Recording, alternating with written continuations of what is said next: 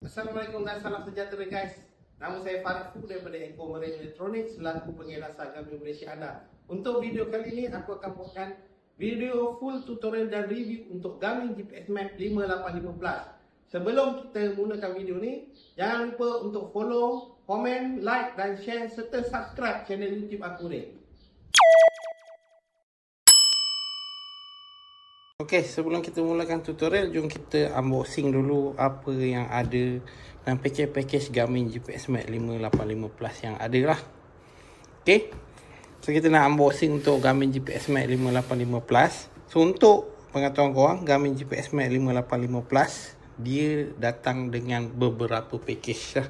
Okey, package yang pertama adalah package head unit only, yang mana korang boleh beli GPS Map 585 Plus ni sahaja tanpa transducer untuk korang gunakan sebagai GPS sahajalah. Okey, so kalau korang nak pakai untuk GPS saja, tak perlukan fish finder, korang boleh beli unit GPS Map 585 Plus. Dan setiap kali korang beli unit GPS Map 585 Plus, korang akan dibekalkan dengan blue chart map lah. Yang ni pihak kita akan bagi percuma lah. Biasanya akan dapat percuma lah. Okey, setakat sampai ini masih percuma lagi lah. Kita akan dapat peta laut dalam bentuk SD card ni secara percuma lah. Okey, so dalam ni kita boleh tengok apa yang ada. Okey, sebelum kita tengok, jom kita tengok luaran kotak ni. Dia tulis Garmin GPS Map 585 Plus Apex ni, Asia Pacific version. Okey, ni dia punya Garmin part number. Okey, ni kat tepi ni korang boleh tengok dia punya nombor siri. Okey, dan yang paling penting sebelum korang beli set-set Garmin, pastikan ada stiker diimport dan diedarkan oleh Eco Teknologi Malaysia Sdn Bhd selaku pengedar Garmin Malaysia. Okey, so korang boleh tengok kat sini, aku zoomkan sikit. Okey, korang boleh tengok ada stiker diedarkan oleh Eco Teknologi Malaysia Sdn Bhd. So kalau diedarkan oleh Eco Teknologi Malaysia Sdn Bhd, bermakna set itu di dalam jaminan waranti oleh pihak Eco Teknologi dan korang membeli dengan ejen-ejen yang sah dan berdaftar di bawah Eco Teknologi Malaysia Sdn Bhd. So untuk Garmin GPS Map 585 Plus, Garmin telah ubah polisi start 2 tahun lepas, yang mana set GPS Map 585 Plus adalah salah satu set yang boleh dapat waranti selama 2 tahun lah. Okey, so jom kita unboxing GPS Map 585 Plus. Okey, kita tengok apa yang ada kat dalam ni. So kat dalam ni basically akan ada satu stiker Garmin yang kecil. Okey, korang boleh tampal kat boot.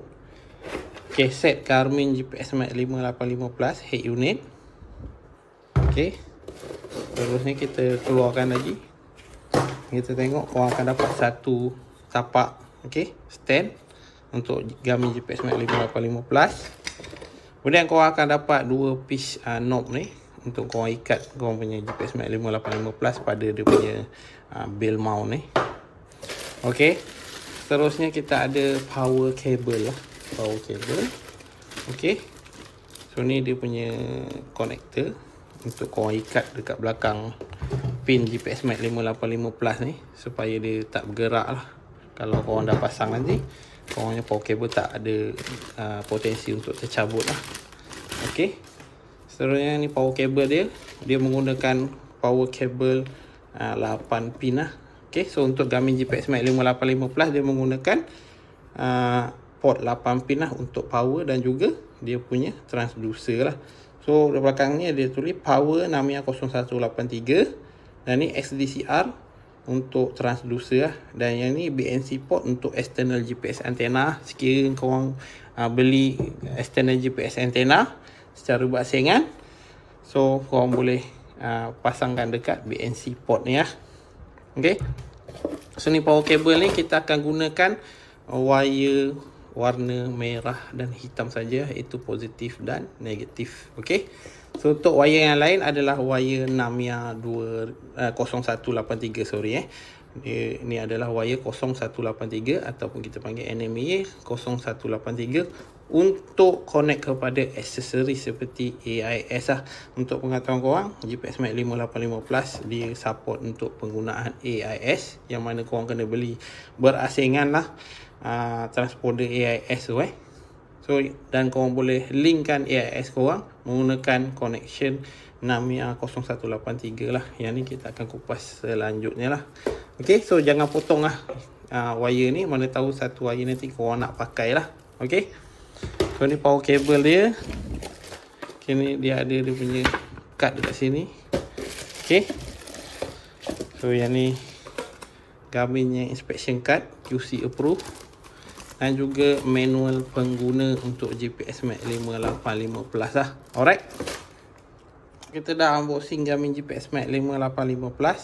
So seterusnya kita nak tengok lah kalau yang ni tadi aku dah explain di package yang basic, korang boleh beli head unit sajalah kalau korang nak pakai GPS Max 585 Plus ni sebagai fungsi GPS atau chart plotter saja. Maknanya korang nak tengok peta dan korang tak perlukan fungsi fish finder ataupun echo sounder tu. Okay, korang boleh beli head unit sajalah. Okay, dan seterusnya kita package yang pertama yang datang dengan GPS Max 585 Plus ini adalah basic combo lah. Basic combo ni dia datang dengan basic plastic transfer mount transducer, dual frekuensi 200 dan 50 kHz lah. Okay, yang ni transducer yang basic, hanya akan baca untuk traditional scan sajalah. Okay, korang akan dapat dia punya mounting sekali lah. So ini packing dia lah.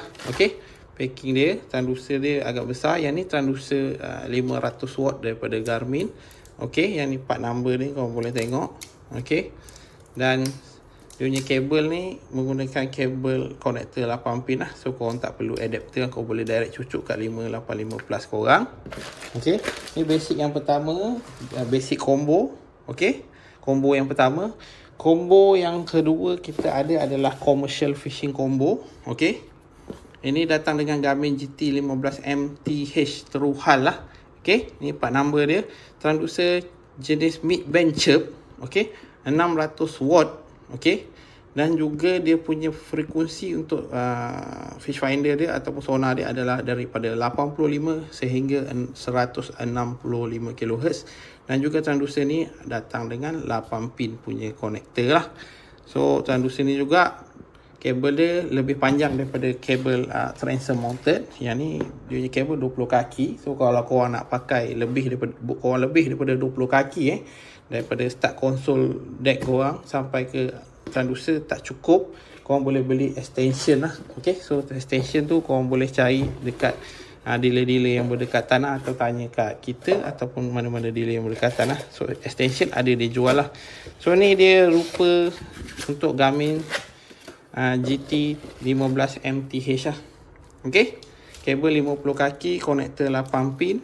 So ni jenis mid band chirp. Okay, so korang boleh setting frekuensi bermula daripada 85 kHz ke 165 kHz lah. Okay, yang ni dia menggunakan housing tembaga. Okay, yang ni commercial fishing ni lebih sesuai untuk digunakan dekat bot-bot kayu lah. Okay, so biasa bot kayu kita kena tebuk dia punya hull tu, dan dia akan tanam lah true hull ni, transducer ni dekat tengah body boat lah. So bila bot kayu ni dia ada sifat mengembang. So kalau korang pakai jenis perumah plastik untuk transducer korang, bila kayu tu start kembang, dia akan pecahkan housing transducer korang. So kalau korang pengguna bot kayu, korang boleh pakai transducer GT 15 MTH ni ya. Okay, jenis bronze ni ya.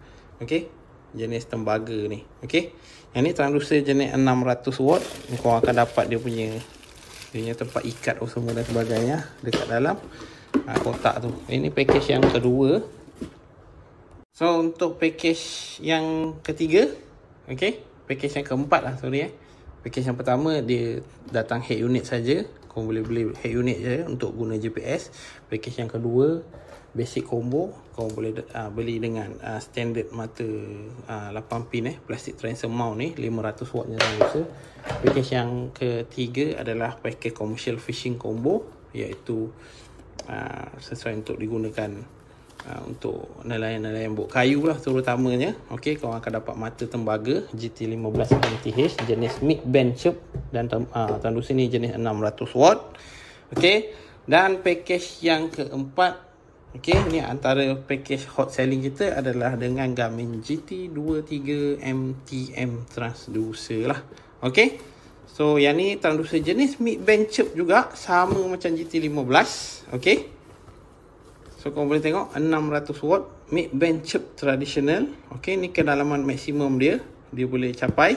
Okey, so untuk air masin korang kena potong separuh lah. So untuk air tawar dia boleh pergi 1800 kaki. So untuk air masin korang kena bagi separuh lah. So dalam 900 kaki itu lebih kurang dalam 250 ke 280 meter lah. Okey, dan untuk Garmin GT23, perbezaan dia dengan Garmin GT15 ni, GT15 MTH ni, jenis teruhal ni, adalah dia ada tambahan bacaan clear view. Dia ada chirp clear view yang boleh mencapai kedalaman maksimum sehingga 1000 kaki. Okey, untuk air tawar, dan untuk air masin kita kena potong dua. Kita kena bahagi dua lah. Okey, so dia lebih kurang 500 kaki. Okey, so dalam kiraan meter lebih kurang dalam 120 ke 140 meter lah untuk air masin. So transfer mounted, jenis transfer mount. Okay, kabel dia 30 kaki, 8 pin connector juga korang boleh tengok Dia mid band chirp traditional plus clear view. So yang pasal clear view ni kita akan kupas dalam video kita lagi. Okay, so kita nak unboxing dulu Garmin GT23 ni. Okay, so kat sini ini adalah Garmin GT23. Korang boleh tengok ini transducer ni agak besar So berbeza lah dengan Garmin Striker Vivid punya transducer GT20. Okay, so dia memang sangat besar. So tengok dia punya panjang. Okay, yang ni transducer jenis 600 watt. Okay, korang boleh tengok. So korang akan dapat sekali dengan dia punya tapak mounting semua. So jom kita tengok dia punya konektor. Konektor adalah jenis 8 pin. So korang boleh direct connect ke Garmin GPS Max 585 Plus korang lah. Dan untuk sekali lagi saya beritahu, untuk GT15 dan GT23 dia sebenarnya adik-beradik adalah lebih kurang kita panggil adik-beradik lah, sebab dia kedua-duanya menggunakan teknologi mid band chirp. Okay, so cumanya untuk Garmin GT15 dia tak ada clear view, manakala untuk Garmin GT23 dia ada clear view. Sekiranya korang nak pakai traditional saja, korang tak perlukan clear view, korang boleh ambil GT15 nya package. Dan sekiranya korang nak pakai untuk clear view punya scanning, korang boleh beli package bersama Garmin GT23 lah. Okay, so kedua-duanya adalah mid band chirp. Okay, korang boleh tengok dia mid band chirp. So yang kat GT23 ni tengok kat kotak 600 watt mid band chirp 80 ke 160 kHz lah. Okay, macam GT15 tadi dia start 85 ke 165.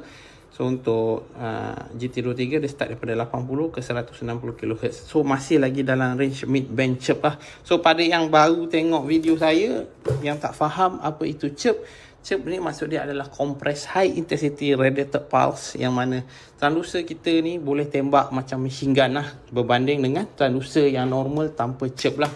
So yang macam ni 8 pin plastik transformer yang standard ni dia tidak ada chirp lah. So dia akan tembak sonar tu sekali dan akan returnkan bacaan tu sekali lah dekat kita punya monitor tu lah.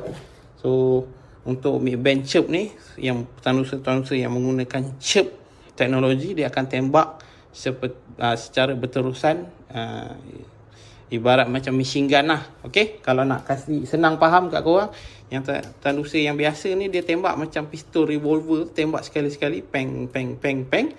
Yang ni dia akan tembak macam machine gun, peng peng peng peng peng peng, secara berterusan lah. Okay, dia akan tembak tenaga tu secara berterusan lah. So ni GT23 korang akan dapat apa? Korang akan dapat sekali dengan dia punya mounting.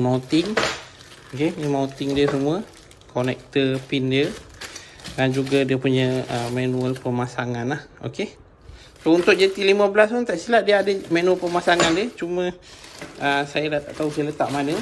Sebabnya benda-benda ni semua kita dah unbox, tapi untuk buat video ni saya terpaksa masukkan dalam kotak untuk tunjukkan korang apa yang korang akan dapat. Okay, tu package yang keempat. Okay, sport fishing combo lah. Dan untuk Garmin GPS Max 585 Plus, okay, pada pengguna-pengguna bot kayu ataupun bot aluminium. Okey. Ini sangat penting untuk korang Dan ini adalah optional lah. Sekiranya kalau korang nak beli boleh, tak nak beli pun boleh lah. Okey. Cuma untuk pengguna bot kayu, okey, ataupun pengguna kabin dia, kabin dibuat daripada metal lah. Okey, metal kabin yang menyebabkan GPS antena korang atau GPS punya signal tak boleh nak masuk. Contoh macam bot kayu, kalau sebab dia punya bumbung tu kalau dia buat fully daripada kayu, okey, so GPS signal mungkin tidak ataupun kurang dapat dekat korang punya unit GPS Max 585 Plus ni, okey, ataupun bot jenis kabin aluminium ataupun besi.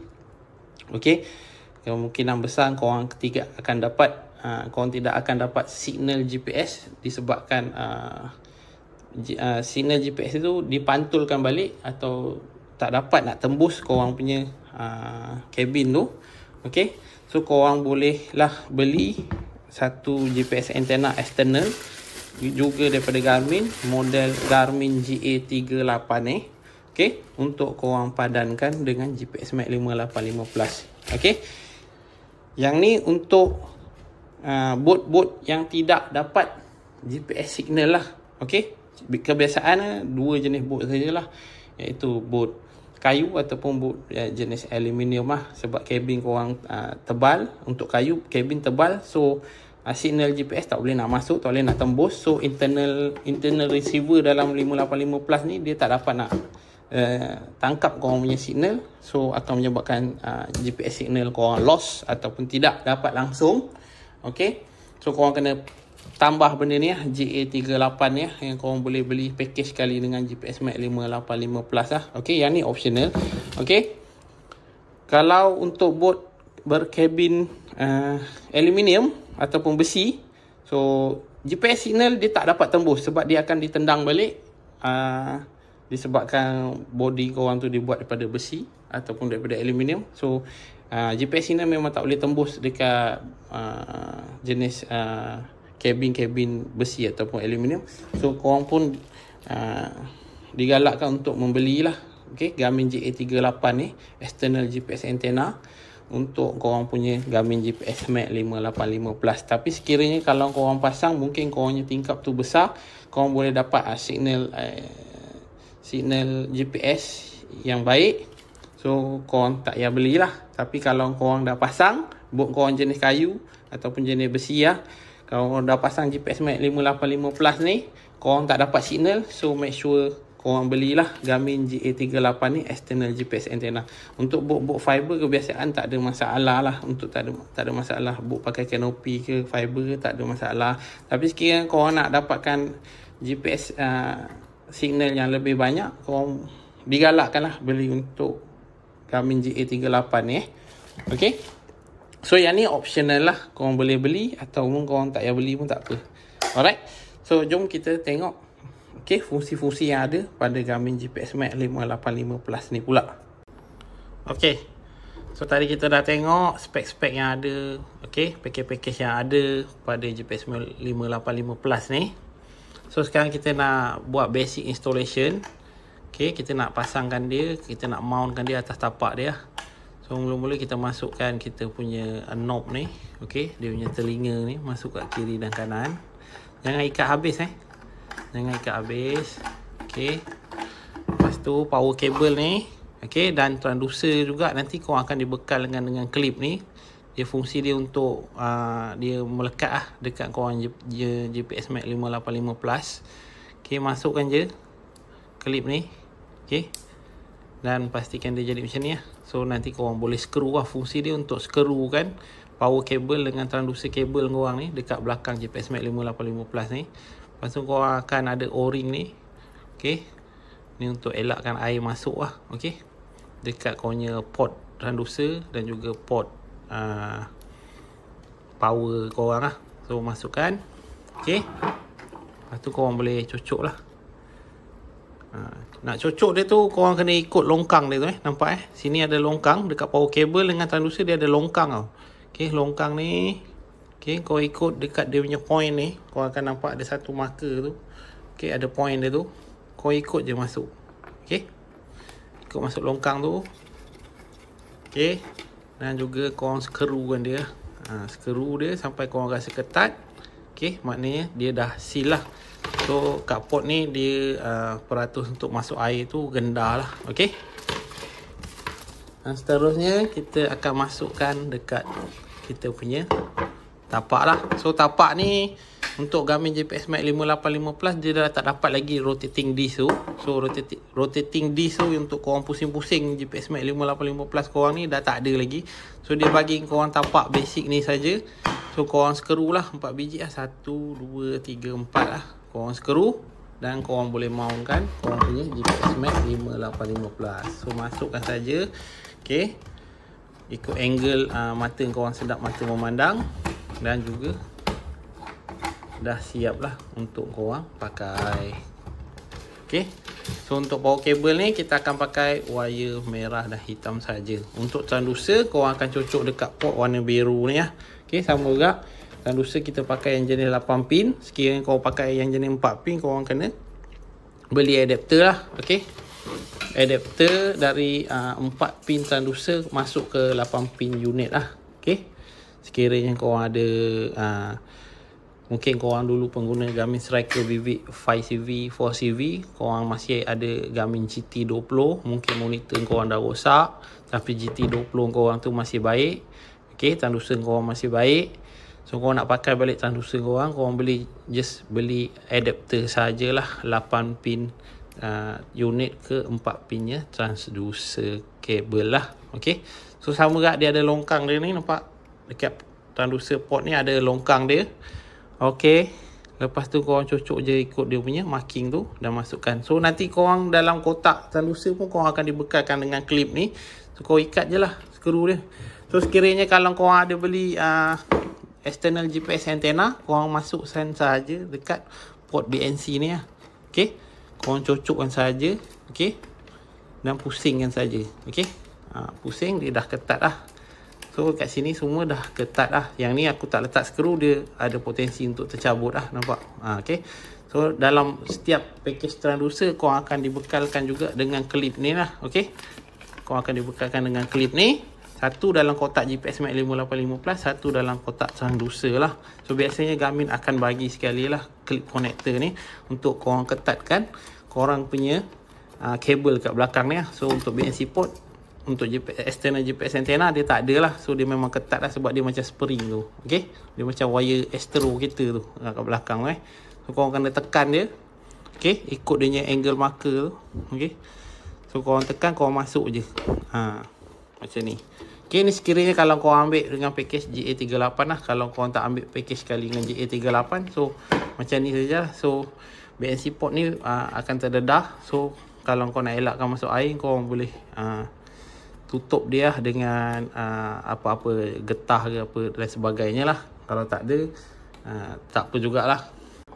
Okey, tadi kita dah tengok cara-cara pemasangan basic lah, asas untuk Garmin GPS Max 585 Plus ni. Okey, so untuk Garmin GPS Max 585 Plus ni, water rating dia adalah IPX7.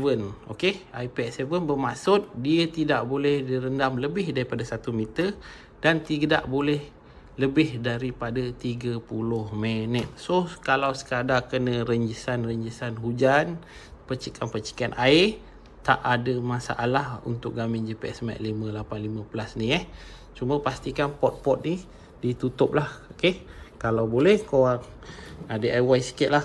Okay, tutupkan BNC port ni pakai apa-apa plastik ke apa ke.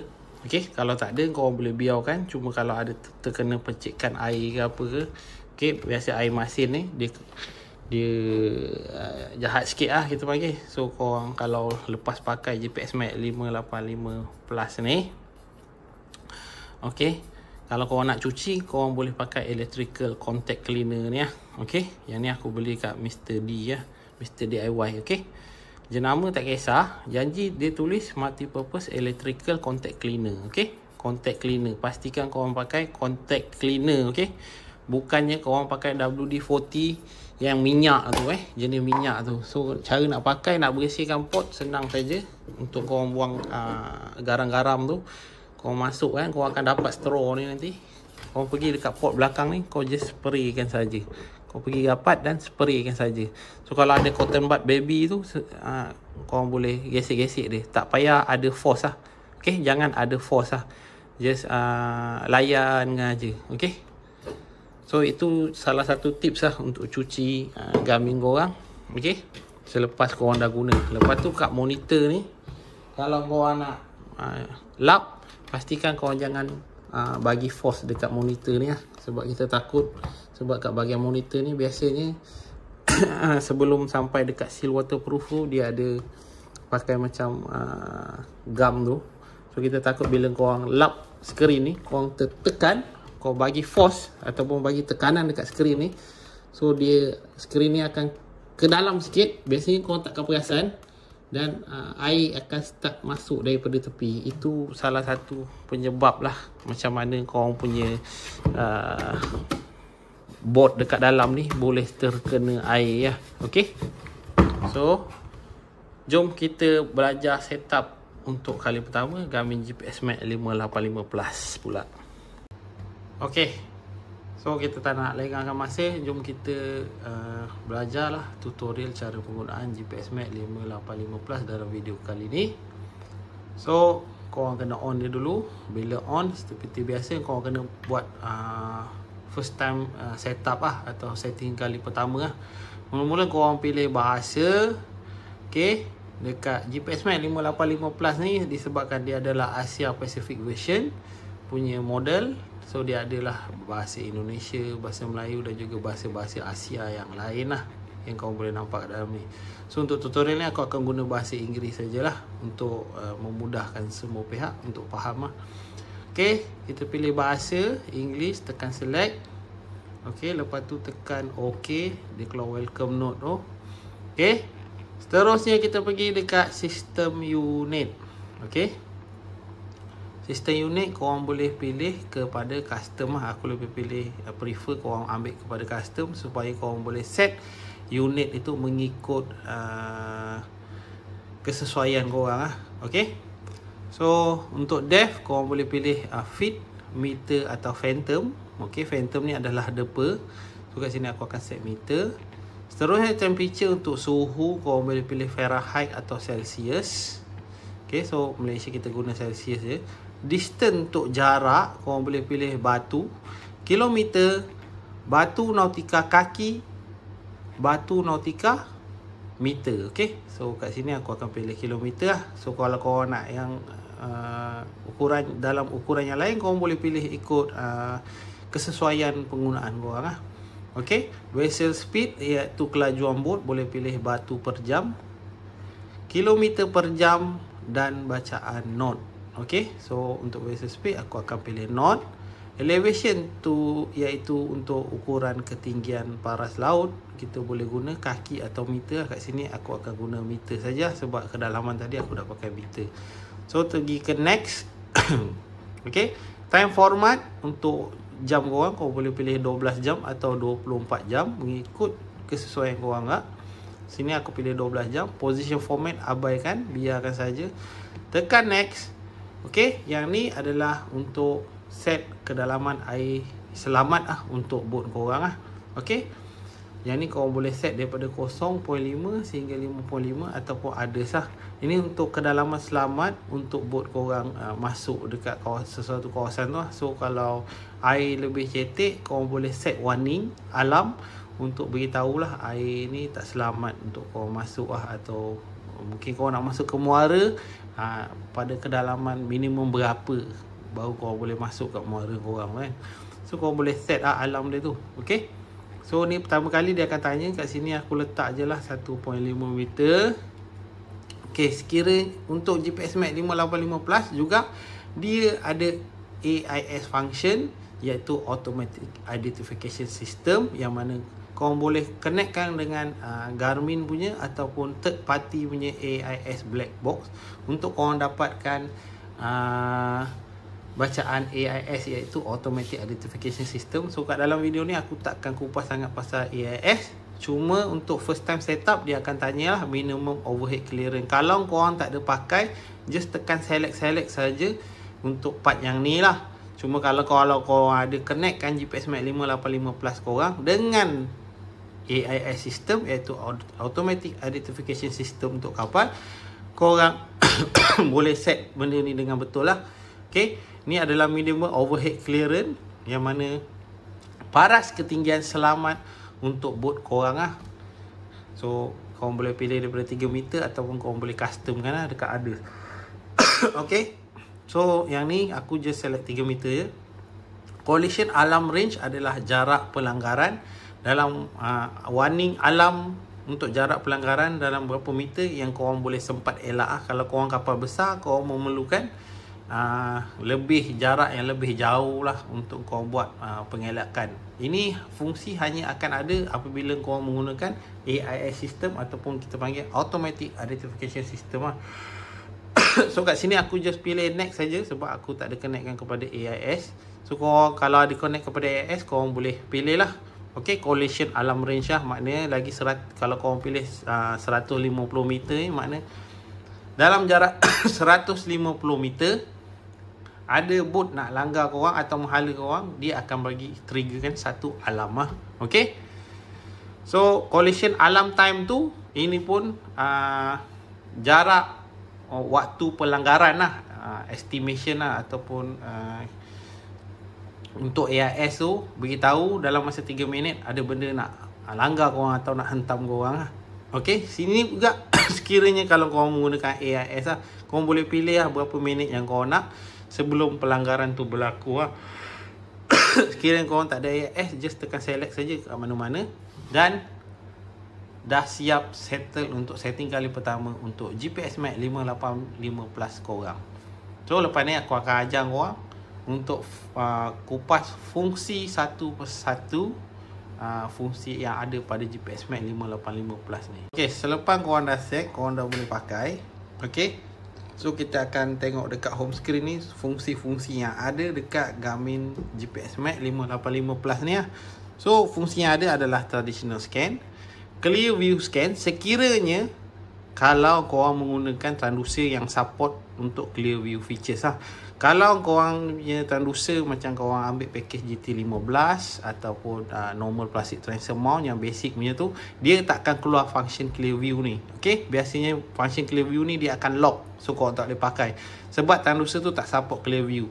So kalau transducer korang support clear view, baru dia akan keluar clear view lah, dan pun dia baru akan keluar traditional plus clear view ni. Lepas tu dia ada navigation chart, iaitu cartan navigasi, fishing chart, cartan memancing, combo navigation chart dan plus traditional, AIS radar, highway, navigation info, user data, main overboard, setting, dan korang boleh customize home korang lah. Kat home sini, sebelum kita kupas satu persatu fungsi yang ada dan cara kita nak setting dia semua, korang boleh nampak satellite signal dekat sini lah, dan juga bacaan kedalaman air juga dekat sini So untuk menggunakan GPS yang betul, okay, untuk korang marking tanda sesuatu tempat dengan betul, okay, dengan lebih accurate, dengan lebih tepat, adalah cara yang betul menggunakan semua jenis GPS, tak kisah GPS jenis tangan ni ke ataupun GPS yang jenis cap plotter macam 585 Plus ni atau model-model yang lain. Cara dia adalah korang mesti on kan korangnya device ni dan tunggu 10 ke 15 minit untuk signal GPS stabil. Ini kerana apabila setiap kali korang off dan on GPS korang, dia akan berlaku, dia akan ada ralat, sebab setiap GPS dia ada ralat. So bila ada ralat, bila korang off, korang on balik dan korang terus jalan, okay, satellite masih tak stabil, dan lepas tu korang buat marking, itu akan menyebabkan korang punya penandaan tu ataupun spot yang korang mark tu tidak tepat, menjadi tidak tepat oleh kerana GPS error yang sangat tinggi lah. Kat sini aku akan tunjuk contoh macam mana korang nak tengok GPS error korang. Yang ni korang boleh pergi kat setting, okay, korang pergi saja dekat sistem, Okay, korang pergi ke GPS dan juga pergi ke Skyview. So ni dalam mode simulasi lah. So dia akan tunjuk kat sini accuracy 30 meter. Nampak? Kat sini korang boleh nampak dia tunjuk 30 meter lah. Okay, korang boleh nampak tu accuracy GPS dia tunjuk 30 meter. So apa maksud 30 meter ni? 30 meter ni makna kalau korang buat marking sekarang, okay, kalau korang buat marking sekarang, korang marking, korang tanda, spot tu akan lari 30 meter. Spot tu akan lari 30 meter mengikut ralat GPS korang. So untuk dapatkan ralat yang terbaik adalah korang perlu tunggu 10 ke 15 minit selepas korang on GPS korang, baru korang boleh jalan. Dan jangan off dia lagi dan buat penandaan dan dapatkan ketepatan yang lebih maksimum lah. Okey, untuk GPS Max 585 Plus ni dia menggunakan GPS plus GLONASS atau plus Beidou punya GPS sensor. Itu kita boleh panggil untuk multi band sensor jugalah.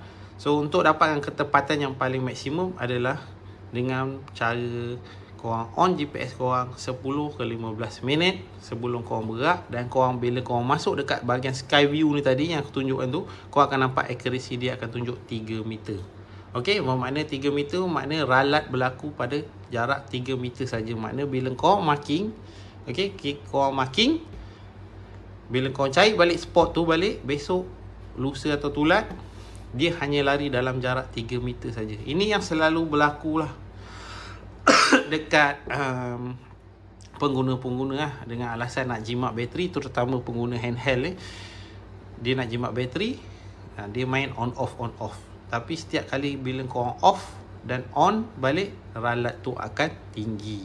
So kena jaga-jaga bab ralat ni lah.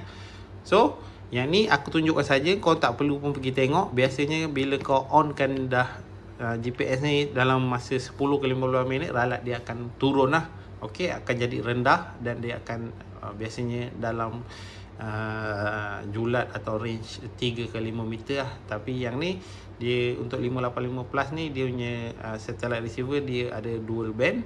So kau boleh pilih antara GPS ataupun GPS only, GPS plus GLONASS atau GPS plus Beidou untuk tambahkan ketepatan dia. So dia punya ralat maksimum adalah minimum dia boleh turun sampai 3 meter lah. Okay, so yang tu bab untuk GPS lah. Sebelum korang nak start apa-apa, korang kena faham yang bahawa setiap GPS ni ada ralat. Dia macam ibarat kita punya handphone ni, kita nak hantar WhatsApp lah. Kita nak hantar WhatsApp kan dekat kawan-kawan kita ke apa ke. Okay, contoh macam ni. Bila kita tekan dekat handphone kita, okay, korang tekan location tu. Okay, korang tekan location tu. Okay, kejap saya tunjukkan. Okay, bila korang tekan nak send location tu kan dekat korang handphone, kat WhatsApp ni, korang akan nampak accurate 15 meter. So kalau korang terus tekan, dia akan lari 15 meter daripada tempat sebenar. Tempat sebenar lokasi yang korang nak hantar tu. So sama je lah konsep dia macam hantar location dekat WhatsApp tu lah. So korang kena improvekan bahagian sini. So lepas ni jangan bagi alasan sebab nak jimat bateri. Sebab bila kalau korang dah tanda spot kat atas laut tu, kalau kau main on off dan lepas tu korang terus tekan mark, ralat dia akan jadi jauh. So kalau kat tengah laut ni kita tak payah ambil banyak. Kalau kena 10 meter pun dah berpusing kita nak cari balik spot tu lah. Okay, so itu bahagian ralat GPS lah. So seterusnya kita akan kupas fungsi yang pertama ada pada GPS Max 585 Plus ni ya. So yang ni adalah traditional scan. Okay, macam mana kita nak setting dia semua aku akan ajarkan kat dalam ni. Okay, so kat traditional scan ni korang akan nampak kedalaman air, suhu air, kelajuan bot dekat sini yang nombor 3 ni, battery voltage korang, okay, dan juga waktu lah, pukul berapa sekarang. Kat sini ada julat kedalaman ataupun range, depth range 0 ke 2 meter, ke 4 meter, 6 meter, 8 meter dan 10 meter, 12 meter lah. Kalau korang pakai depa, kalau korang pakai kaki, dia akan jadi bacaan kaki lah dekat sini mengikut apa yang korang setting kat first tu tadi lah. Okay, so dekat sini tepi ni ada color indicator. Okay, dia akan menyatakan daripada warna yang paling lembut sehingga warna yang paling keras. Ni color indicator ni guys. Yang ni sebenarnya color indicator Okay, so korang boleh nampak ni color indicator ni kat sini. Okay, warna biru adalah benda yang paling senang ditembus oleh sonar. Makna benda paling lembut lah. Okay, ada biru turquoise. Okay, biru warna hijau, kuning. Kuning ni biasa dah separa keras. Oren dia dah menghampiri keras. Merah dah keras. Dan merah hati adalah paling keras, paling solid lah. Okay, so macam mana nak baca ikan? So ikan korang boleh baca menggunakan fish ash lah. Macam tadi korang boleh tengok ada lengkung-lengkung ikan tu lah. So ni aku postkan sekejap sonar ni untuk kita tengok reading bacaan ikan lah. So ikan dia akan berbentuk dalam fish ash lah. Okay, kita panggil dalam lengkung ikan lah. Okay, dia bentuk macam udang ni. Kalau bentuk-bentuk macam ni, dia bukan udang lah sebenarnya. Ni adalah fish ash. Dekat mana kita boleh tahu, macam mana sonar ni boleh tahu kita punya fish ash? Okay, ni adalah disebabkan oleh ikan itu sendiri. Dia ada gelembung udara dalam badan dia. Okay, so sonar dia akan bertindak balas dengan balon yang ada dalam perut ikan tersebut lah. Okay, so kalau fish ash tu panjang, maknanya ikan tu panjang lah. Kalau fish ash tu pendek, maknanya ikan tu pendek. Kalau fish ash tu kembung dia besar macam ni, okay, bermakna ikan tu gemuk lah atau besar. Okay, sekiranya fish ash dia melengkung kecil macam ni, maknanya kecil macam ni kan. Okay, dia ada kecil lagi ni. Kat sini kat atas ni kita boleh tengok fish ash ni melengkung kecil macam ni, maknanya ikan tu adalah ikan yang kecil lah. Okay, yang tu sedikit tentang fish ash lah. Okay, seterusnya kalau korang masih baru lagi dalam menggunakan fish finder, okay, tak kisahlah apa-apa model pun, okay, terutama yang pada GPS Max 585 Plus ni, okay, korang boleh juga menggunakan fish ID atau fish symbol. Korang boleh hidupkan simbol ikan simbol ikan untuk bagi siapa yang masih baru belajar menggunakan fish finder ni. So macam mana nak on simbol ikan pada GPS Max 585 Plus? Mudah saja. Kita tekan pada butang menu. Okey. Kita pergi ke sonar setup. Seterusnya kita pergi ke appearance. Dan kita pergi ke fish symbol.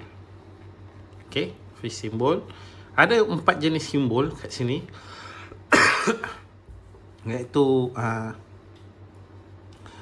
gambar ikan dan juga bintik-bintik kat belakang tu. Korang boleh tengok, dia ada tunjuk. Okey, gambar ikan dan bintik-bintik kat belakang tu mendandakan apa nama? Dia menunjukkan gambar ikan kat depan, dan belakang dia fish ash tu tadi dia akan duduk kat belakang lah. Okey, kedua korang boleh nampak simbol ikan yang ada nombor dan juga belakang dia ada bintik-bintik. So bintik-bintik tu adalah ash ikan, dan depan tu dia akan overlaykan dengan bacaan simbol ikan lah. Dia akan tunjuk gambar ikan, dan juga nombor yang ada dekat ikan ni adalah nombor kedalaman ikan. Okey, sama juga yang nombor 3 dengan nombor 4 ni. Okey, beza dia hanya buangkan ash ikan tu kat belakang, dia akan keluar semata-mata simbol ikan saja. Yang ada nombor ni adalah nombor kedalaman ikan lah, bukan saiz ikan lah. Kalau kau guna simbol ikan ni, kau nak tahu ikan besar ke tak? Kau kena apa nama? Kau kena tengok simbol ikan tu besar atau tidak lah. Kalau besar, besar lah. Kalau kecil, kecil lah ikan tu okay. So yang tu untuk simbol ikan. So dia ada lagi satu step lagi. Kalau kau nak tahu macam mana ikan tu besar atau kecil, so sekarang ni aku pilih dululah simbol ikan ni. So aku pilih, biasa kalau nak pakai simbol ikan, aku akan pilih yang nombor 2 ni. Belakang ada ash ikan, depan ada simbol ikan, dan ada nombor kedalaman ikan. Aku tekan select, dan aku tekan back. Aku boleh nampak ash tu tadi. Okay, belakang ada ash, depan ada gambar ikan dan kedalaman ikan tu sekarang pada jarak 7.5 meter. Okey, mungkin ada yang tertanya kenapa tak semua gambar ikan ni tukar jadi simbol ikan, sebab ni dalam bentuk simulator, dalam mode simulasi, so dia takkan tukar untuk semua lah. Okey, so untuk mode simulasi ni kita gunakan dalam untuk bentuk pelajaran lah. So untuk aku buat video macam ni semua untuk buat pelajaran.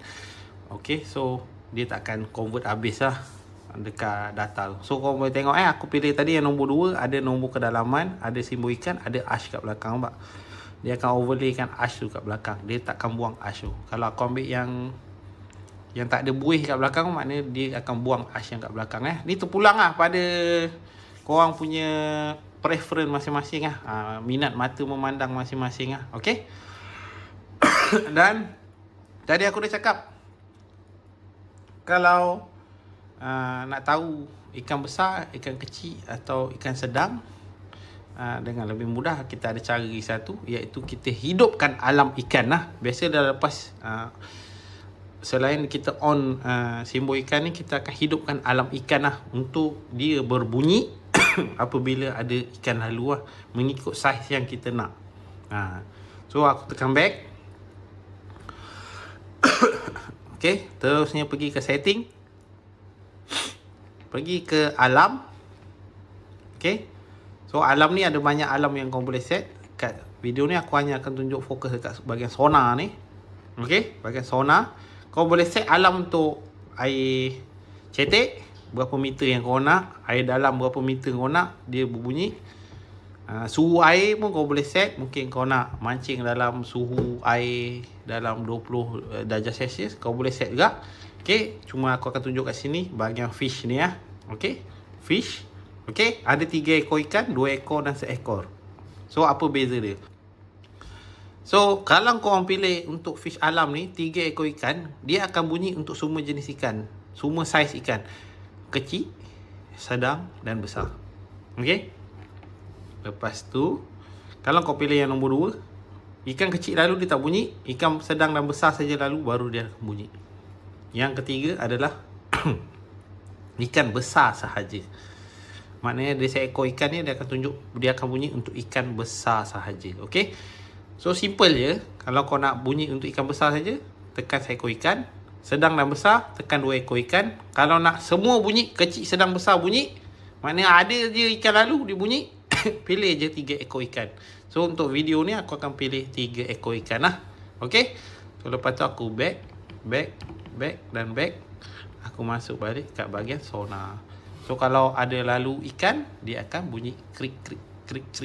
Kau akan dengar bunyi krik tu kejap lagi lah. So yang ni kau boleh dengar lah bunyi dia kejap lagi.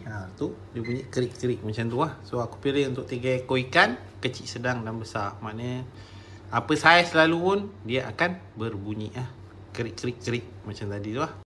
Okay, seterusnya apa yang kau perlu belajar dekat 585 Plus ni adalah bahagian frekuensi. Ini paling penting lah dekat bahagian tradisional ke Clearview ke, paling penting ni bahagian frekuensi ya.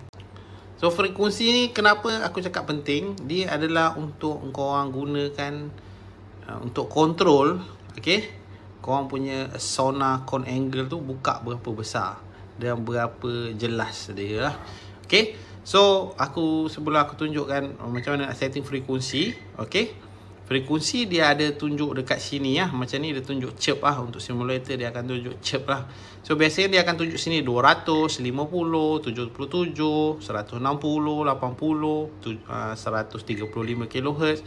Bergantung pada transducer korang lah. So transducer frekuensi sonar ni dia dalam bentuk cone angle.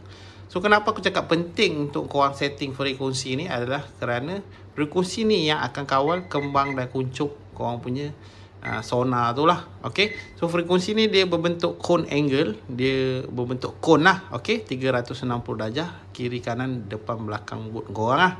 Okay, so normally untuk frekuensi yang rendah akan menghasilkan cone angle yang lebar. Maknanya dia akan scan lebih lebar. Manakala frekuensi yang tinggi akan menghasilkan cone angle yang kecil. Okey, yang kecil lah. So biasanya cone angle yang kecil kita akan gunakan pada air yang lebih cetek lah, iaitu di bawah paras anggaran 30 meter ke bawah. Manakala 30 meter ke atas, kita akan gunakan frekuensi yang lebih lebar, okey, dan lebih besar lah. Okey, untuk korang cover lebih luas punya tempat untuk tengok spot lah. Okey, so macam mana nak kontrol frekuensi? Korang kena tekan butang menu. Okey, pergi ke bahagian frekuensi dan korang boleh pilih frekuensi kat sini ya. Kalau korang menggunakan basic combo punya transducer, korang hanya akan dapat pilihan untuk 50 atau 200 kHz sahaja, iaitu wide dan narrow beam angle lah. Mana frekuensi yang akan menghasilkan sonar cone yang kembang, lebar ataupun yang lebih kuncup lah. So untuk frekuensi yang besar akan menghasilkan cone angle yang kecil sesuai untuk air cetek di bawah paras anggaran 30 meter. Manakala untuk frekuensi yang kecil akan menghasilkan cone angle yang lebih besar, okey, sesuai untuk air yang lebih dalam, anggaran dalam 30 ke 50 meter ke atas lah. Ini bergantung lah. Kalau korang tengok sonar korang tak jelas, korang boleh tukar-tukar frekuensi ni. So kalau korang guna GT23, korang boleh menggunakan frekuensi daripada 80 ke 160 kHz. Dan manakala untuk GT15, iaitu transducer tembaga kita, korang boleh tune frekuensi tu daripada 85 ke 165 kHz lah. Okay, yang itu basic untuk frekuensi lah. So kalau untuk korang kalau guna GT23, GT15, dia ada mid band chirp. Korang boleh pilih lah frekuensi tu, range daripada yang dia dah tunjuk kat atas ni lah. So macam simulator ni dia tunjuk high wide band punya transducer. So frekuensi yang aku boleh set ada 150 ke 240 kHz lah. So nanti kalau kita cocok transducer kita, okay, dia akan tunjuk kat sini frekuensi apa yang kita boleh pilih lah. Okay, frekuensi kalau dia tunjuk 80 ke 160 kHz, mungkin korang menggunakan mid band chirp dan korang boleh set lah 80, 100 sehingga 160. Maknanya daripada 80, 81, 82, 83, 84, 85, 86 sampailah 160. Dan untuk GPS 9585 Plus, kalau korang guna GT23 atau GT15, dia adalah mid band chirp, yang mana dia ada frekuensi untuk sotong. Yang biasa kita akan set adalah 135 kHz untuk sotong lah. So kat sini aku tak boleh nak set disebabkan limitation pada simulator mode lah. Simulator mode aku dia menunjukkan frekuensi yang besar saja. So bila korang dah cocok transducer tu, korang tengok lah. Kalau frekuensi dia tunjuk macam ni, bermakna paling rendah, kalau contoh lah korang pakai GT23 kan, contoh paling rendah dia tunjuk 80, paling tinggi 160. Makna kalau air cetek korang pakai 80 kHz. Kalau air lebih air cetek korang boleh menggunakan 160 kHz untuk narrow beam angle. Okey, kalau air yang lebih dalam, korang boleh cuba menggunakan 80 kHz untuk wide beam angle lah. Okey, atau korang boleh kontrol lah kembang kuncup dia tu daripada 80 sampai ke 160. Cuma kalau untuk GT23 atau GT15, dia ada special frekuensi untuk main sotong lah. So nanti yang ni dekat penghujung video aku tunjuk macam mana nak setting untuk cari sotong dan contoh sotong lah. So lepas tu biasa orang akan tanya aku, bila dah set frekuensi, okay, macam mana kita nak tahu, okay, berapa besar kita punya cone angle tu tadi, maknanya berapa besar bacaan sonar kita tu buka lah. So yang tu korang kena setting A scope lah. Okay, korang A scope ni korang tekan butang menu. Okay, pergi ke sonar setup, korang pergi ke appearance dan juga pergi kepada A scope. Okay, pergi ke A scope dan tekan back. Okay, tekan back lagi sekali, masuk ke traditional balik. Korang akan nampak ada satu benda bergema dekat sini lah. Okay, ni S-scope ni apa benda? S-scope ni dia akan menunjukkan keluasan sonar cone korang tengah buka. Sebagai contoh, sekarang kita menggunakan frekuensi chirp. Okay, yang ni aku pakai frekuensi chirp. Okay, ataupun aku tukar sekejap frekuensi. Okay, contoh aku pakai 200 kHz. Okay, sebab air pun tengah cetek sekarang, aku pakai 200 kHz. Ni simulator saja guys 200 kHz. Okay, air sekarang dalam paras 10 meter. So sonar sekarang kembang dalam satu radius 1.8 meter. Nampak tu kat bawah tu dia ada tunjuk 1.8 meter. Ni dekat eskop ni, kalau yang dia tunjuk ni 1.8 meter ni adalah luas ataupun lebar korang punya sonar tengah buka lah. So untuk lebar ni lagi dalam air, lagi besar dia akan buka lah. Okay, dan dia juga dikawal oleh korang punya sonar frekuensi yang korang dah tetapkan tadi ya. Maknanya kalau kau pakai cone angle, kalau kau pakai frekuensi yang lebih orang kata lebih rendah, akan menghasilkan cone angle yang lebih lebar. Okay, so kalau kau pakai frekuensi yang lebih tinggi, akan menghasilkan cone angle yang lebih tirus lah, yang lebih kuncup lah. Okay, so yang tu bab frekuensi dan eskop. So aku lupa juga nak beritahu korang, dekat eskop ni korang akan tengok ada benda bergema. Okay, sonar kita kan tadi aku tunjuk dalam bentuk cone angle. Okay, so fungsi eskop selain tahu keluasan sonar korang, okay, dia akan beritahu data secara live sebenarnya. Ada benda yang sedang nak masuk dalam kawasan sonar korang scan. Contoh macam ni, sonar korang. Okay, ada ikan tengah lalu atau tengah masuk dekat kawasan sonar korang tengah scan. Dia akan bergema dulu sebelum dia jadi simbol ikan ataupun ars ikan. Nampak? Maknanya korang tahu, okay, dalam jarak 1.8 meter punya radius keliling bot, kalau dia bergema, bermakna ada aktiviti yang sedang berlaku kat bawah, ada pergerakan, mana ada benda tengah masuk dekat dalam bahagian kawasan sonar korang tengah scan. Maknanya kau boleh target lah, bila bergema je ada ikan masuk, dan korang boleh target berapa jarak yang perlu korang baling korang punya umpan tu lah. Okay, so tak adalah korang baling terlalu over ataupun terlalu singkat lah. Okay, so itu contoh dia lah.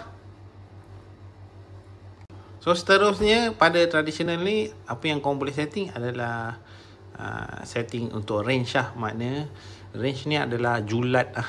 Okay, yang korang nak kita kontrol lah. Korang boleh kontrolkan dia menggunakan butang plus minus ya, tambah tolak ni. Okay, ni untuk korang kontrol dia punya julat. Okay, so kalau korang tolak, dia akan baca lah. Maknanya kalau korang nak fokus, contoh air sekarang 10 meter, korang nak fokus dalam bacaan 0 ke 3 meter air saja. So korang boleh tambahkan lah, kasih dia kecilkan dia, tekan butang tolak ni, ataupun korang boleh besarkan dia lah. Okay, dia korang boleh kontrol dia punya julat tu lah. Maknanya kalau kau nak lebih dalam, kau boleh tekan range tu lebih dalam lah. Tapi biasanya untuk range, aku akan pilih auto range. Maknanya julat tu akan berubah mengikut kedalaman semasa air yang kita tengah mancing tu lah. Okay, yang kita berada tu lah. Maknanya dia akan berubah. Okay, so itu adalah untuk range. Lepas tu yang sini pula adalah gain. Okay, korang boleh tekan gain ni kat sini, ataupun kau tekan butang menu, korang akan nampak gain. Okay, korang boleh pilih tahap sensitivity. Untuk gain ni adalah untuk kau kontrol tahap sensitivity sonar korang. Korang boleh pilih auto low, auto medium atau auto high, atau korang boleh buat manual lah. Tapi biasa aku akan adjust kepada auto gain, auto medium lah. Sebab bila korang buat gain, okay, dalam bentuk manual contoh gain ni korang ambil dalam bentuk manual. Okay, kalau korang terlebih buka 100%, dia akan terlalu banyak noise yang ada dekat paparan skrin ni. Tapi seandainya korang kalau terkurang setting, ada banyak benda yang akan hilang lah. So untuk gain, aku advise kan untuk newbies, korang gunakan auto medium lah. Maknanya tidak terlalu rendah dan tidak terlalu tinggi untuk gain ni lah. So bila korang dah expert, besok baru korang boleh control lah gain tu untuk adjust kau punya clarity atau kejelasan lah. So untuk video ni aku akan advise kau orang guna auto medium sajalah. Okay. So selepas tu untuk sonar kita juga boleh gunakan untuk fungsi zoom lah, yang mana kita boleh tekan menu dan juga kita boleh tekan untuk zoom lah. Okay, zoom ni dia ada banyak jenis, cuma aku akan highlightkan 2 jenis zoom, iaitu bottom lock dan juga auto zoom lah. Okay. Okay, untuk zoom yang pertama yang aku akan kupas adalah auto zoom. Okay, kita tekan auto. Okay, kita tekan zoom. Okay, dia akan buat zoom secara automatik dekat dasar tu lah. Okay. Berbeza pula dengan bottom lock pula. Bottom lock ni antara salah satu zoom yang aku paling minat dan aku recommended untuk korang yang memancing ikan dasar. Okay, gunakan auto zoom. Okay, auto zoom ni untuk untuk bottom lock. Untuk bottom lock ni dia untuk kita kunci bacaan pada dasar untuk kita memancing ikan dasar lah. Okay, macam mana nak pakai bottom lock? Kita tekan menu, kita pergi ke zoom, kita ambil di bottom lock. Okay, atau dalam bahasa Melayu dia adalah kunci dasar. Kita tengok hari ni kita nak main kedalaman berapa air. Okay, so kita set dekat atas ni dia punya span lah. Okay, dia punya julat lah. Okay, so contohlah hari ni aku nak main dalam range 30 meter punya air. So aku akan ambil 30 meter punya julat. Okay, bacaan 30 meter punya julat. Aku tekan select. So bila aku dah tekan select, kau nampak dasar ni jadi kecil. Okey, sekarang air 7.5 meter, dia tak sampai 30 meter. Makna lepas tu kau tengok julat ni tadi, bacaan julat biasa bacaan range daripada kosong daripada atas ke bawah lah. So bila kau dah buat bottom lock, bacaan kosong akan jadi dari bawah ke atas. Maknanya dia akan fokus kat bawah. So bila kau dah buat bottom lock, jangan lupa tekan butang tolak. Bila kau tekan butang tolak, kau akan besarkan dasar. Nampak? Sekarang adalah bacaan daripada dasar ke atas 3 meter punya bacaan reading. Nampak? So kau akan nampak dasar dengan lebih jelas dan ash ikan akan nampak lebih jelas. Ini penting untuk bottom lock. Sebab apabila ikan dah terlalu rapat pada dasar, okey, biasanya kalau korang guna simbol ikan tu takkan keluar lagi dah. Kebiasaan takkan keluar sebab ikan dah merapat pada dasar. Dan korang perlukan buat bottom lock ni untuk korang check ash ikan yang ada pada dasar. So nak tahu macam mana ash ikan, mudah saja. Okey, tadi aku dah ajar macam mana nak tengok ash ikan kan. So ash ikan dia berbentuk seperti udang macam tu lah, lengkung-lengkung ikan tu lah, lengkung ikan. So korang boleh tengok kat sini, korang boleh perhati kat sini, selain daripada lengkung tu, okey, korang kena tahu color untuk ikan tu. Biasanya color untuk ikan dia berwarna merah, bukan merah hati lah. Kalau merah hati ni biasanya adalah dasar ataupun batu karang lah. Okey, benda yang betul-betul keras lah. Okey, kalau untuk ikan biasanya dia bacaan dia dalam pertengahan warna merah ni. Okey, dan juga kita tengok satu ash ni, dan dekat luaran dia tu kau akan nampak gema warna kuning. Okey, gema warna kuning iaitu benda yang separa keras. Biasanya warna kuning ni kat badan ikan ni adalah dia punya sirip tu lah. Dia punya bahagian sirip dekat luar tu lah, bahagian yang separa keras. Okey, so itu cara kau nak tengok ikan kat dasar. Bila dah besar kau akan nampak lah perbezaan di antara batu dan juga ikan lah. Ini kalau kau pakai tradisional sajalah.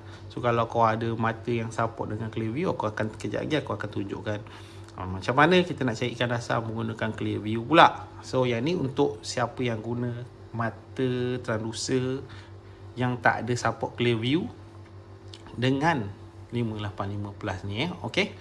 So kau boleh nampak gambaran dekat situ lah, seperti yang aku tunjukkan ni okey. So seterusnya, kalau korang dah tak nak zoom lagi, korang tekan menu, pergi dekat bottom lock, pergi dekat zoom, tekan no zoom, dia akan jadi seperti biasa balik sonar korang ni. Dia akan tunjuk dalam range yang standard balik lah, ke dalam view yang standard balik. Untuk sotong, korang kena buat bottom lock lah. Okay? Kalau untuk main sotong, korang kena tune frekuensi yang paling rendah. Okey, yang transducer korang boleh guna, ataupun pengguna GT23 atau pengguna GT15, korang pergi dekat menu frekuensi, okey, pergi dekat add, tambah frekuensi 135. Kat sini aku tak boleh nak tambah sebab aku tak cocokkan transducer. So dah pergi 135, tekan select. So ini invalid frekuensi sebab dalam simulator dia tak boleh nak set 135 sebab dia frekuensi start 150 ke 240 kHz untuk simulator 5850 plus ni. So kalau dah connect dengan GT23 atau GT15, ambil 135, 133 atau 134, frekuensi khas untuk mengesan sotong sebab frekuensi ni lebih sensitif kat sotong, tapi dia boleh scan ikan jugalah. Okey, cuma dia lebih sensitif kat sotong. Lepas tu, lepas korang dah set korang punya frekuensi tadi, ataupun kalau korang guna mata yang biasa basic combo, korang ambil yang paling rendah iaitu 50 kHz, atau mungkin ada orang dia padankan GPS Max 5850 Plus dengan GT20. okey, pakai frekuensi yang paling rendah lah, itu 77 kHz. Atau korang padan, sebab GPS Max 5850 Plus ni dia ada banyak spek sebenarnya, cuma yang kita ketengahkan 3 jenis spek sajalah. okey, mungkin ada yang beli transducer OEM daripada luar sana yang bukan daripada Garmin punya, pun masih boleh pakai untuk scan sotong. Korang hanya perlu tune frekuensi yang paling rendah korang boleh pakai. okey, yang boleh pakai untuk transducer tu. Lepas tu korang buat bottom lock. okey, korang buat bottom lock. okey, contohlah, biasa menurut pengalaman aku, kedalaman untuk cari ikan sotong ni biasa dalam range 30 ke 40 meter lah. okey, tekan select. okey, tekan butang tolak sampai habis. okey, sampai korang tengok dasar dalam jarak 0 ke 3 meter dari dasar, atau 0 ke 5 meter dari dasar lah. Lepas tu korang akan tengok view yang macam aku tunjukkan dalam gambar ni sebagai contoh lah. okey, sotong berwarna biru-biru turquoise, biru-biru hijau-hijau macam tu lah. okey, aku akan tunjukkan dalam video ni contoh dia lah. okey, korang boleh nampak ni aku letakkan gambar tu lah. okey, untuk contoh sotong. Itu cara nak cari sotong menggunakan GPS Max 5850 Plus. okey, atau kalau model lain pun cara dia sama saja, mungkin butang dia ada sedikit berbeza. okey, so untuk Garmin biasanya dia punya butang walaupun beza dia hanya ada tulis menu, tak ada tulis menu. Korang kena tahu mana satu butang menu dan korang tekan lah ikut yang aku ajar tu tadi lah. Alright, so yang tu serba sedikit lah untuk bahagian frekuensi dan juga macam nak cari sotong, cari ikan semualah. So dekat tradisional ni juga, okey, korang boleh pilih untuk sonar transmit punya kelajuan lah, iaitu scroll speed lah. okey, biasanya aku akan set pada auto lah, supaya sonar ni dia akan bergerak, memberi bacaan baru dengan lebih pantas lah. Tapi jangan pergi kepada ultra scroll lah, sebab kalau ultra scroll ni dia akan terlalu laju, bacaan ikan, bacaan target akan jadi kurang sedikit lah. okey, so korang boleh pilih fast lah, yang aku recommend untuk pakai fast lah. okey, ataupun korang boleh juga pilih auto. Auto ni dia akan mengikut kelajuan boat. Scroll speed tu tadi akan mengikut kelajuan boat korang. Sebab GPS Max 5850 Plus dia ada GPS, so dia akan ikut bacaan kelajuan boat. Maknanya boat slow, dia akan transmit, dia akan keluar, dia akan hasilkan bacaan tu slow. Maknanya boat laju, dia akan pusing, dia akan scrollkan bacaan sonar tu lebih laju lah. okey, so tapi biasa aku akan advise pakai untuk fast sajalah. okey, sebab takutnya apa, sonar ni bergerak dari kanan ke kiri, bukannya sebab ikan berenang daripada kanan ke kiri. Ramai orang silap kalau newbies. okey, sebenarnya kenapa skrin ni bergerak dari kanan ke kiri, dia adalah untuk menghasilkan ataupun menunjukkan gambar yang baru. okey, image yang baru yang berada pada bawah boat kita di kawasan sonar kita tengah scan. Kalau korang buat slow, maknanya dia akan keluarkan bacaan tu slow lah. Mungkin ikan dah pergi jauh melayang tempat lain, baru bacaan tu keluar dekat skrin korang. Okay, so korang boleh pakai fast lah. Okay, untuk advice, aku akan advice korang atau nasihatkan korang untuk gunakan fast. Tapi ada juga yang dia nak pakai slow pun tak ada masalah, mengikut kepakaran masing-masing dan pengalaman masing-masing lah.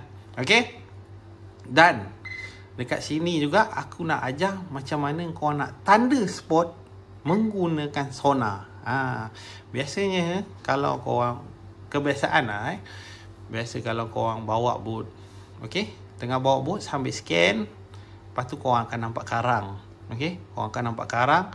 Contoh ni karang kan, kau dah bawa boat laju, kau nampak karang tu dah terlepas. So biasanya korang kalau nak tanda balik, korang akan patah balik, scan balik sampai jumpa karang tu, dan korang tekan butang mark.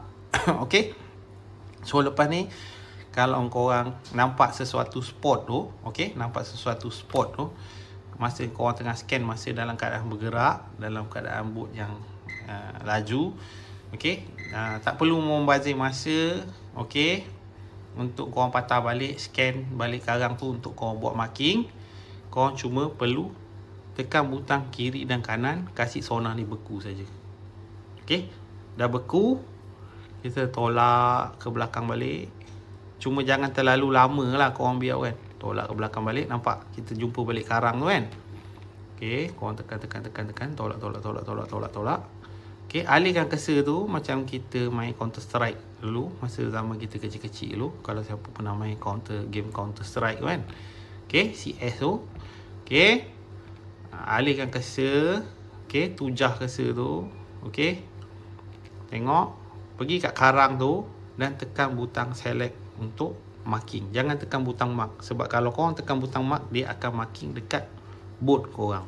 Okay, so okay, sekarang kita nak marking dekat atas karang ni tadi. Kita tekan select. Tekan select, dia akan tulis waypoint created at cursor. Bermakna dia akan tanda dekat mana cursor tu berada. Cursor kalau berada dekat atas karang, bermakna dia akan tanda di atas nombor di atas karang tu tadilah. So bila kau nak pergi balik, kau just navigate tu, ataupun balik kan kau nak cuba, kau pergi je balik kat go tu, cari dekat bahagian waypoint korang. Okay, kat sini korang boleh edit nama balik. Okay, edit nama. Okay, korang boleh tukar lah apa nama yang korang nak lah, mengikut kesesuaian korang lah. Okay, sini aku buat contoh ABC lah. AB. Okay, 1, 2, 3. Ni contoh sajalah. Okay, dan tekan select. Okay, simbol pun korang boleh tekan, kau boleh tukar lah. Okay, simbol apa kau nak. Okay, simbol bait and tackle ke, simbol apa lah, simbol ikan ke, gambar ikan ke, suka hati korang. Okay, bila kau nak cari balik, kau just tekan go to. Okay, pergi kat cari balik nama dia tu tadi yang kita dah tanda tadi. Okay, so banyak sangat nombor kat sini. Kalau kau ada banyak nombor, okay, kau ingat nama spot tu yang kau dah tanda tu, kau tekan je menu. Okay, sort by name. Pergi dekat bawah ni. Okay, tekan search. Okay, ambil select. Contoh tadi aku letak ABC 1, 2, 3 kan. Tekan lah AB. Nampak? AB 1, 2, 3. Tekan select. Dan korang boleh pergi direct lah. Okay, so yang ni dia simulator je. So dia akan tunjuk lah arah nak pergi dekat spot tu. Macam ni dia tunjuk dah sampai lah. Dah sampai. Okay, okay, yang tu salah satu fungsi lah. Yang ni kita panggil reverse sonar function. So tak semestinya korang terlepas spot. Kalau korang tak terlepas spot pun, korang nak marking betul-betul kat atas karang tu, korang boleh gunakan cara ni jugalah. Okay, tolak kiri kanan. Okay, sampai dekat cursor ni, alihkan cursor ni. Bila sonar dah beku, dudukkan kat atas karang tu, tekan butang select lah. Okay, kalau korang pengguna Garmin Striker ke apa, tekan butang right. Okay, kalau tak ada butang select, tekan butang right atau butang OK lah. Okay, so dia akan marking dekat atas karang. Okay, so waypoint created at cursor. Berbeza lah kalau kita marking menggunakan butang mark ni. Nampak waypoint created at boat. Sebab apa aku suka korang guna reverse sonar function ni? Sebabnya bila korang tekan butang mark, korang akan marking dekat boot, kedudukan boot korang. Sebab sonar tu dalam bentuk cone angle. Okay, dalam bentuk cone angle. Sonar tu dalam bentuk cone angle. So kita tak tahu ikan kat depan belakang kiri kanan atau karang tu kat depan belakang kiri kanan. So untuk dapatkan cara yang lebih tepat untuk marking adalah kita marking atas sonar ni. Okay, maknanya kita akan marking betul-betul atas sonar. So itulah cara dia Sebab bila kita marking menggunakan butang mark, kita akan marking dekat bahagian boot kita. Okay, ni sonar macam ni, cone. Okay, boot kita kat sini. Okay, kalau kita tekan butang mark, mungkin karang tu kat sebelah kanan atau kat sebelah belakang boot. So kita akan marking kedudukan boot. Itu sebab kadang-kadang kita patah balik, kita kena scan 2-3 kita kena drift 2-3 kali baru kita jumpa balik kawasan cone, kawasan lubuk yang kita jumpa tu tadi lah. Okay, so lepas ni tak payah susah-susah, kita akan minimizekan ralat tu lagi dengan cara menggunakan reverse sonar function ya. Contoh kita nampak batu tekan kiri dan kanan, sonar akan beku. Okey, tolak dia ke bawah, tujarkan dia ke bawah, halakan cursor tu dekat spot tu tadi dan tekan butang select untuk marking terus dekat atas spot tu. Dan kalau korang nak pergi terus, korang boleh pergi tekan navigate tu dan go to terus lah untuk korang drift balik masuk dekat dalam spot tu tadilah. Okey, so ini cara yang boleh membantu korang sebab GPS ada ralat, dia macam mana pun dia akan lari dalam 3 meter. Cuma bila kita marking dekat atas karang ni menggunakan reverse sonar function ni, dia akan jadi lebih tepat dan lebih mudah untuk kita nak cari balik spot tu lah. Okay, dengan menggunakan bantuan GPS yang ada lah. Okay, baik, itu serba sedikit lah. Okay, asas untuk traditional scan lah. So kita pergi kepada fungsi yang lain pula. Yang kedua adalah clear view scan lah. So clear view scan ni sangat mudah saja. Okay, sangat mudah saja. Dia adalah bacaan sonar yang telah di 3D kan, untuk menunjukkan bentuk asal struktur tanah dan juga objek yang ada pada dasar laut lah. Okay, so dekat clear view ni kita takkan scan ikan lah. Ikan dekat clear view dia kita takkan nampak. Kalau nampak pun dia hanyalah seperti bintik-bintik buih je lah. Bintik-bintik macam buih lah. So untuk clear view ni lebih kepada kita nak tahu bentuk struktur dasar laut tu, atau dasar sungai ke, dasar tasik ke, tak kisah. Okay, mana-mana air masin, air tawar pun boleh pakai. Okay, so kita nak tahu bentuk sebenar batu. Okey, kalau ada kapal karam, bentuk sebenar kapal karam tu. Okey, dalam keadaan fotografik lah. Okey, hampir fotografik lah. Okey, okey. So untuk clear view ni macam biasa, dia pun ada dia punya frekuensi yang korang boleh set. Cuma dia tak ada A-scope lah. Untuk clear view ni dia tak ada A-scope lah. Okay, so korang tak nampak A-scope, cuma korang boleh tukar color dia saja. Okay, korang nak tukar color apa? Okay, ada black emerald, ada copper, ada amber, ada orange crawfish. Ni terpulang lah, color ni tak berapa penting sangat. Tapi kalau korang nak tukar, korang boleh tekan lah dekat menu sonar setup dan appearance lah, color scheme, dan korang boleh tukar mengikut color yang korang minat lah. Okay, so ni aku tukar-tukar kan, bagi kau nampak lah dia bertukar color lah. Okay, so dekat clear view pun dia ada kedalaman air, suhu air, kelajuan, bateri voltage, pukul berapa sekarang, julat, kedalaman dan juga frekuensi lah. Nampak ni So untuk frekuensi clear view ni biasanya dia antara 260 kHz ke 455 kHz, ataupun ada model transducer yang dari 455 ke 800 kHz. Ada juga transducer yang dia punya clear view adalah single frekuensi sajalah, ia bergantung lah. Okey, kalau untuk GT23 tak silap, bacaan dia adalah untuk frekuensi dia yang paling rendah ada 260 kalau tak silap saya. Yang paling tinggi adalah 455 lah. Okey, kalau GT20 pula lebih kurang juga, 260, 455 ataupun 455 800 macam tu.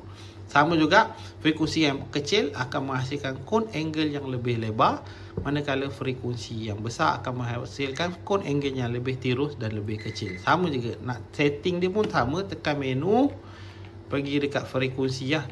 So dekat dalam dalam simulator mode ni kau tak nampak frekuensi, tapi bila dah cocok transducer nanti kau akan nampak frekuensi lah. Okey. Dan juga untuk clear view ni, dia juga ada zoom yang macam aku ajar tadi dekat traditional scan, iaitu ada button lock dan juga auto. Kita fokus dekat button lock dengan auto sajalah. Cara nak pakai sama kan. Kalau kau buat button lock, okey, dia akan besarkan dasar.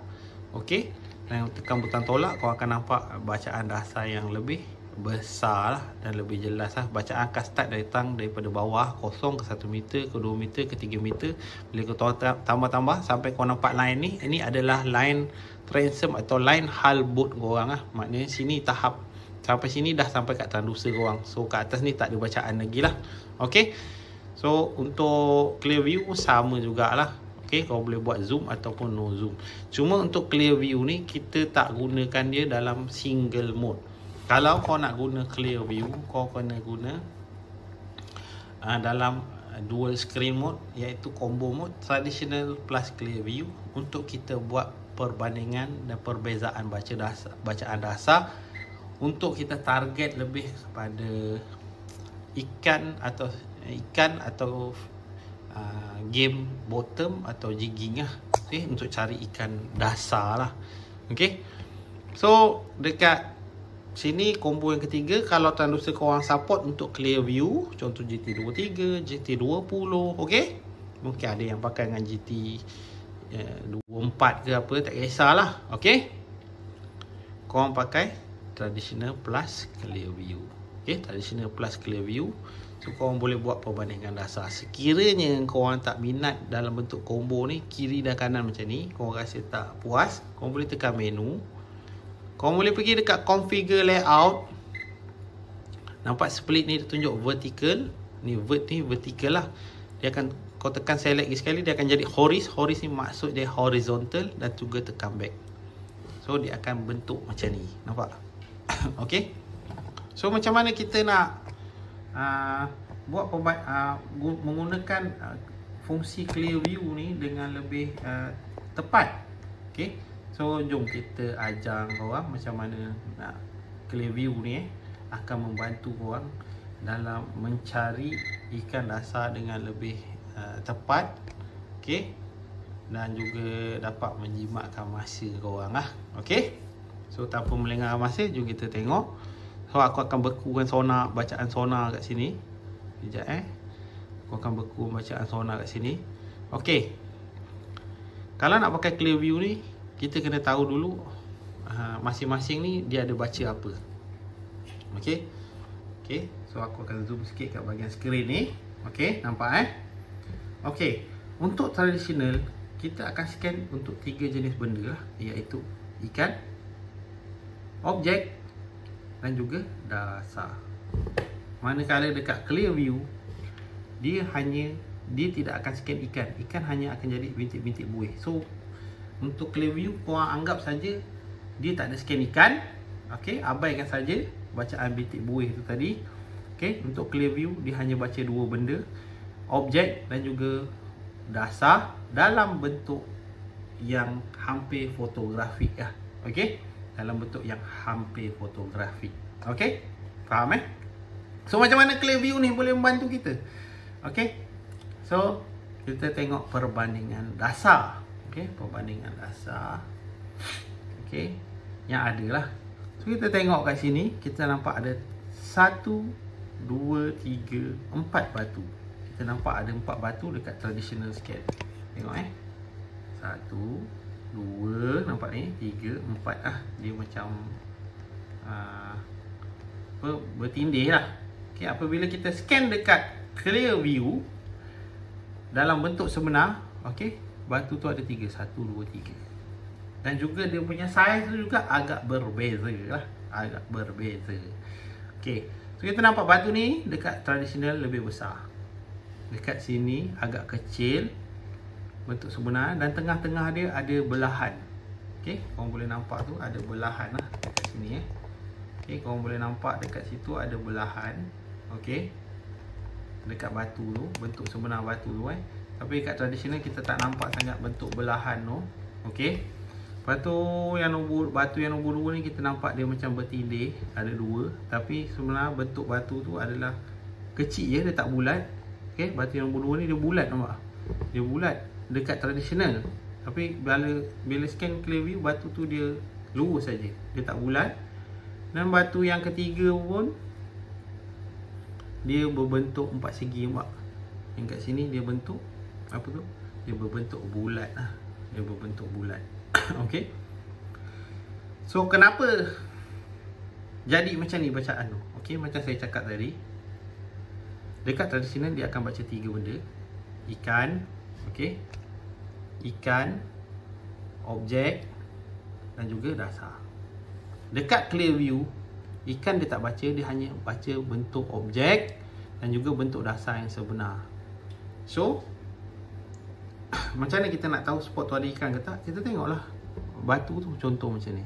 Batu yang pertama menunjukkan bulat, ada sedikit lekuk dekat batu tu, tapi bila scan dalam clear view, dia akan menghasilkan image yang sebenar batu tu. Batu tu lebih kecil, okey, dan juga dia ada terbelah di tengah-tengah.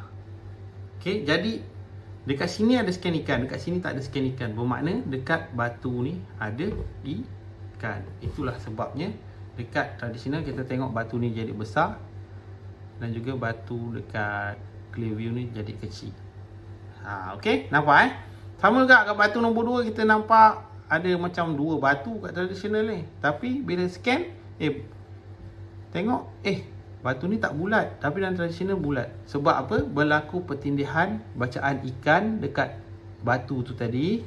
So dekat clear view dia akan tapis bacaan ikan tu. Jadi korang akan nampak tradisional tu lebih kembang dunia batu, tapi dalam bentuk sebenar batu tu kecil.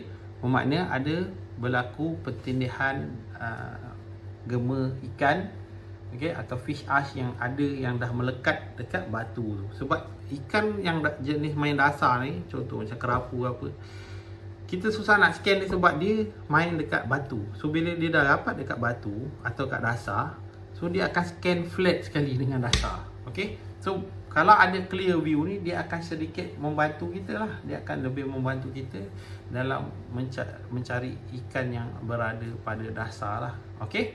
So itu kelebihan yang ada pada clear view lah. Okey. So dapat yang untuk traditional plus clear view mode ni lah. Okey.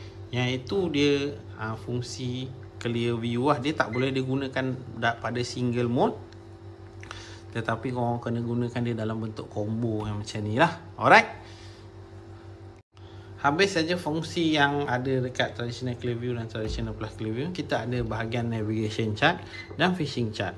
So kedua-dua ni adalah peta laut. Okey, satunya navigation chart. Okey, apa beza navigation chart dan juga fishing chart? So untuk navigation chart dia tak ada counter. Okey, fishing counter lah. Dia tak ada depth counter lah, iaitu kontur kedalaman lah. Okey. So dia lebih untuk fishing navigation chart, dia lebih kepada carta navigasi ya. Carta navigasi ni dia akan tunjuk boya, blinker, station current, station arus current lah, station tides untuk station air pasang surut. Okey, tempat tak boleh anchor, pelabuhan dan sebagainya lah. Okey, yang kau nampak banyak ni semua adalah spot customer lah. Okey. So yang ni untuk navigation chart. Kalau fishing chart pula, okey, dia akan ada counter lah. Okey, dia akan ada counter kedalaman. Kau boleh tengok garis-garis tu lah, garis-garis tu. So aku alihkan sedikit dia punya kawasan ni. Tak payah. So kau boleh nampak, okey, ada counter garisan tu kat sini. Okey, ni adalah counter kedalaman lah. Okey, counter ni dia akan tunjuk lah. Kalau kita pergi kat line ni, maknanya ni adalah kedalaman 31 meter daripada pandangan atas ke bawah. Maknanya daripada kita nak sampai dekat bahagian kaunter ni adalah 31 meter. Okey. Yang ni 32 meter. Ni 33 meter. Depth nampak 34, 35, 37 dan semakin tinggi lah. Okey. So kalau korang familiar dengan bacaan kaunter ni, korang boleh cari bukit yang berada dekat dalam air lah. Okey. Untuk biasanya garis kaunter yang merapat akan menghasilkan cerun yang tinggi lah. Garis kaunter yang rapat akan menghasilkan cerun yang tinggi lah. Okey. So kau boleh tengok contoh yang aku tunjuk Okey, gambaran kaunter tu lah. Sebab aku nak jelaskan pun, aku pun tak tahu macam mana nak cakap sangat. Cuma kita cari dekat sini, kita cuba cari lah. Kita cuba cari bukit lah. Okey, kawasan yang berbukit lah. Okey. Okey, korang boleh nampak ni dekat pulau ni. Okey, kawasan pulau ni. Okey, biasa kat kawasan pulau kau akan nampak kaunter tu garis dia akan merapat, nampak? Bila garis tu merapat, dia menunjukkan curam yang tinggi lah. So lepas tu kau akan nampak bacaan akan semakin menaik. Maknanya daripada sini 30 meter, kau tengok, sampai kat sini naik atas sikit 26.8 meter, sampai kat atas sampai 24 meter, atas lagi dia akan jadi 22 meter, sampai kat sini 10 meter, nampak? 10 meter. Okey, 8 meter dan sampailah ke puncak dia. Maknanya kawasan kaunter ni, okey, maknanya kaunter ni dia akan tunjuk, okey, garis kelandaian tanah tu lah. Okey, maknanya sini 30 meter, sini naik 20 meter, naik lagi tinggal 10 meter, naik lagi 5 meter, sampai kat puncak kau akan nampak ada satu pulau lah. Tapi yang ni pulau yang wujud, yang dah jadi daratan lah, yang ada tanah dekat atas. So kalau kaunter ni, fishing kaunter ni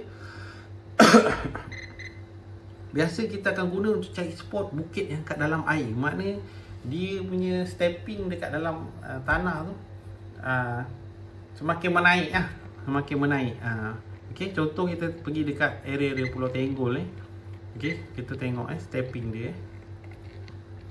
Okey, kita cari kawasan yang berbukit di atas air ya.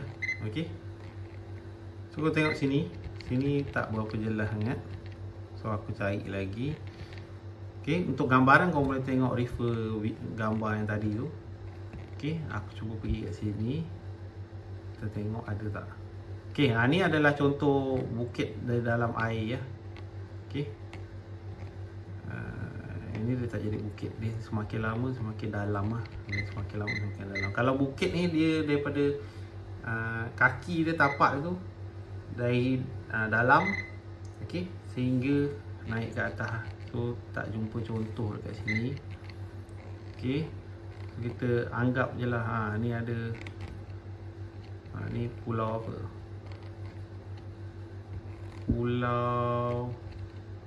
Pulau Burung Tokong. Okey, kita anggap je lah kita anggap je. Okey, so sekarang kita nampak satu kaunter kat sini. Okey, tak puas hati lah, kena cari juga. Kena cari jap. Okey. So yang ni adalah contoh bukit di dalam air Kita tengok So ni garisan kaunter. Okey, nampak? Ni 40 meter, 34 meter, 35. Lepas tu korang tengok kaunter yang merapat. Maknanya dia dah start menunjukkan kecerunan. Okey, kecerunan menaik. Okey, 30, 29, 28, 26. Okey, 26 sampai 23 adalah puncak dia. Nampak? Ni adalah contoh bukit di dalam air, nampak? Okey. Kalau dalam dunia outdoor lah, dalam dunia hiking, kalau nak memanjat, korang tak boleh nak panjat kat bahagian tanda, bahagian kaunter yang rapat ni, sebab dia curam. So tak sesuai lah kalau korang nak panjat. So kalau korang nak panjat gunung ke apa, ni kalau dalam dunia outdoor lah, dalam dunia hiking, korang kena cari tangga yang berstepping lah. Okey, kawasan yang berstepping untuk korang selamat panjat lah. So korang takkan naik secara cerun terlalu tinggi lah. Okey, so korang nampak 32, 29, 27, 26, 23. Nampak ni contoh bukit dalam air. So garis yang tak rapat ni dia akan lebih landai. Okey, so So yang lebih rapat dia akan lebih cerun lah, dia akan naik lagi tinggi lah. Okay, so yang ni adalah fishing chart lah. Okay, so kalau kau tanya aku nak pakai chart apa, okay, kalau kau nak buat untuk navigasi, tak nak serabut, pakai navigation chart. Kalau kau nak bernavigasi sambil cari spot atau nak duduk kat rumah tu sambil on kau punya GPS Map 585 Plus ni, yang mana atau mana-mana model Garmin yang ada peta laut tu, kau boleh tengok lah spot yang berdekatan dengan kau orang. Carilah tempat-tempat yang macam ni. Biasanya memang kawasan-kawasan lubuk-lubuk ikan lah. Ikan apa tu aku tak pasti.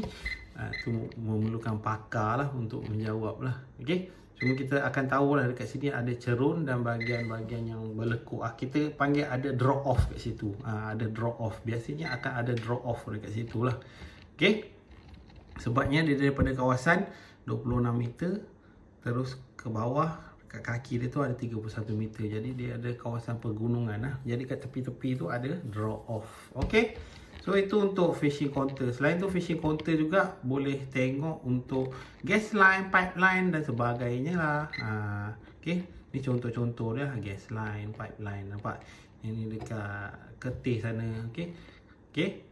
So ada orang dia suka main kat gas line, pipeline, kau boleh tengok lah kat dalam peta ni. Okay, ada gas line, ada pipeline, ada boya, ada blinker.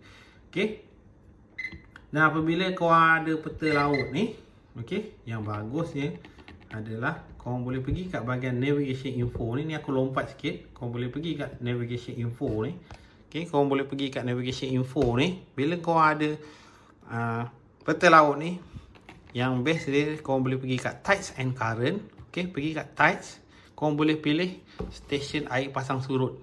Maknanya kau boleh tahu pukul berapa air pasang surut. Contoh ni yang ada berdekatan dengan kita. Paling atas sekali adalah tide station yang paling berdekatan dengan kita. Contoh ni aku set location ni dekat Ketih. Okay, simulator ni kat Ketih. So stesen paling dekat adalah Parker. Dia akan tunjuk berapa hari bulan, stesen Parker, pukul berapa high, pukul berapa low. Lepas tu kau boleh tengok lah berapa tinggi air tu lah, berapa meter lah dia punya naik lah. Kalau dia punya surut pula berapa meter. Lepas tu kau boleh pilih change date. Okay, change date. Okay, manual kau boleh masuk tarikh yang kau inginkan lah. Okay, untuk air pasang surut. Sama juga untuk current station. Okay, current ni untuk tengok arus. Okay, dia akan tunjuk paling dekat stesen A. Okay, bila air limpah pukul berapa lah. Okay, dan tarikh tu bila lah. Okay, yang ni simulator dia tunjuk tahun 2016 lah. So dia akan bertukar report tu mengikut tarikh yang ada semasa tu lah. Dia akan dapatkan bacaan daripada stesen yang terdekat tu lah. Okay, so kau boleh tengok air limpah pukul berapa semualah. Flood ni air limpah lah. Okay, untuk current lah. Okay, dan juga celestial kau boleh tengok lah kedudukan fasa bulan. Bila sunrise ni matahari terbit, sunset matahari tenggelam. Okay, pukul berapa pula bulan timbul, bulan tenggelam. Okay, dan juga bulan ini penuh ke gelap ke. So kau boleh tengok kat dalam celestial ni. Ni antara kelebihan bila kau orang menggunakan model-model Garmin yang ada peta lah. Okay, so untuk AIS aku tak nak kupas. Dia just aku seimbas selalu saja. Aku masuk ke AIS. Kalau kau orang connectkan GPS Map 585 Plus ni dengan AIS, fungsi AIS, dia boleh tengok lah kapal-kapal yang terdekat. Okay, yang ada menggunakan AIS. AIS ni bukan radar ya. Ramai salah faham kata AIS ni adalah radar. Dia macam radar, tapi dia bukan radar lah. Radar tu kau kena pakai dome scanner tu atau jenis open array tu lah. Untuk AIS ni, dia adalah automatic identification system untuk kita tahu nama kapal yang berdekatan kita.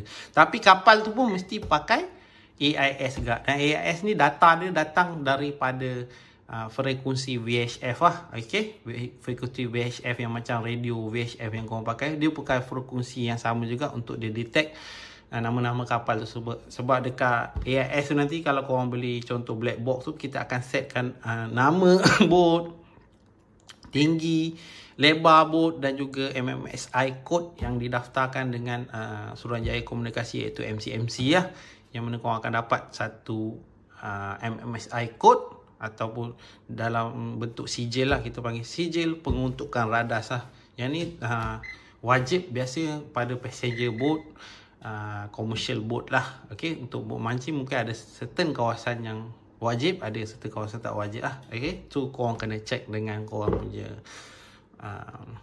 pihak berkuasa tempatan dekat tempat korang, dengan Jabatan Perikanan ke apa semua, pihak berkuasa yang berwajib lah. Okay, so biasa kapal besar baru ada AIS lah. So untuk navigation chart plus traditional ni tak ada apa, dia combo macam ni lah, macam yang tadi tu. Korang boleh configure layout. Okay, korang boleh pilih horis dan korang boleh dapatkan bacaan peta kat atas, sonar kat bawah. Itu je lah.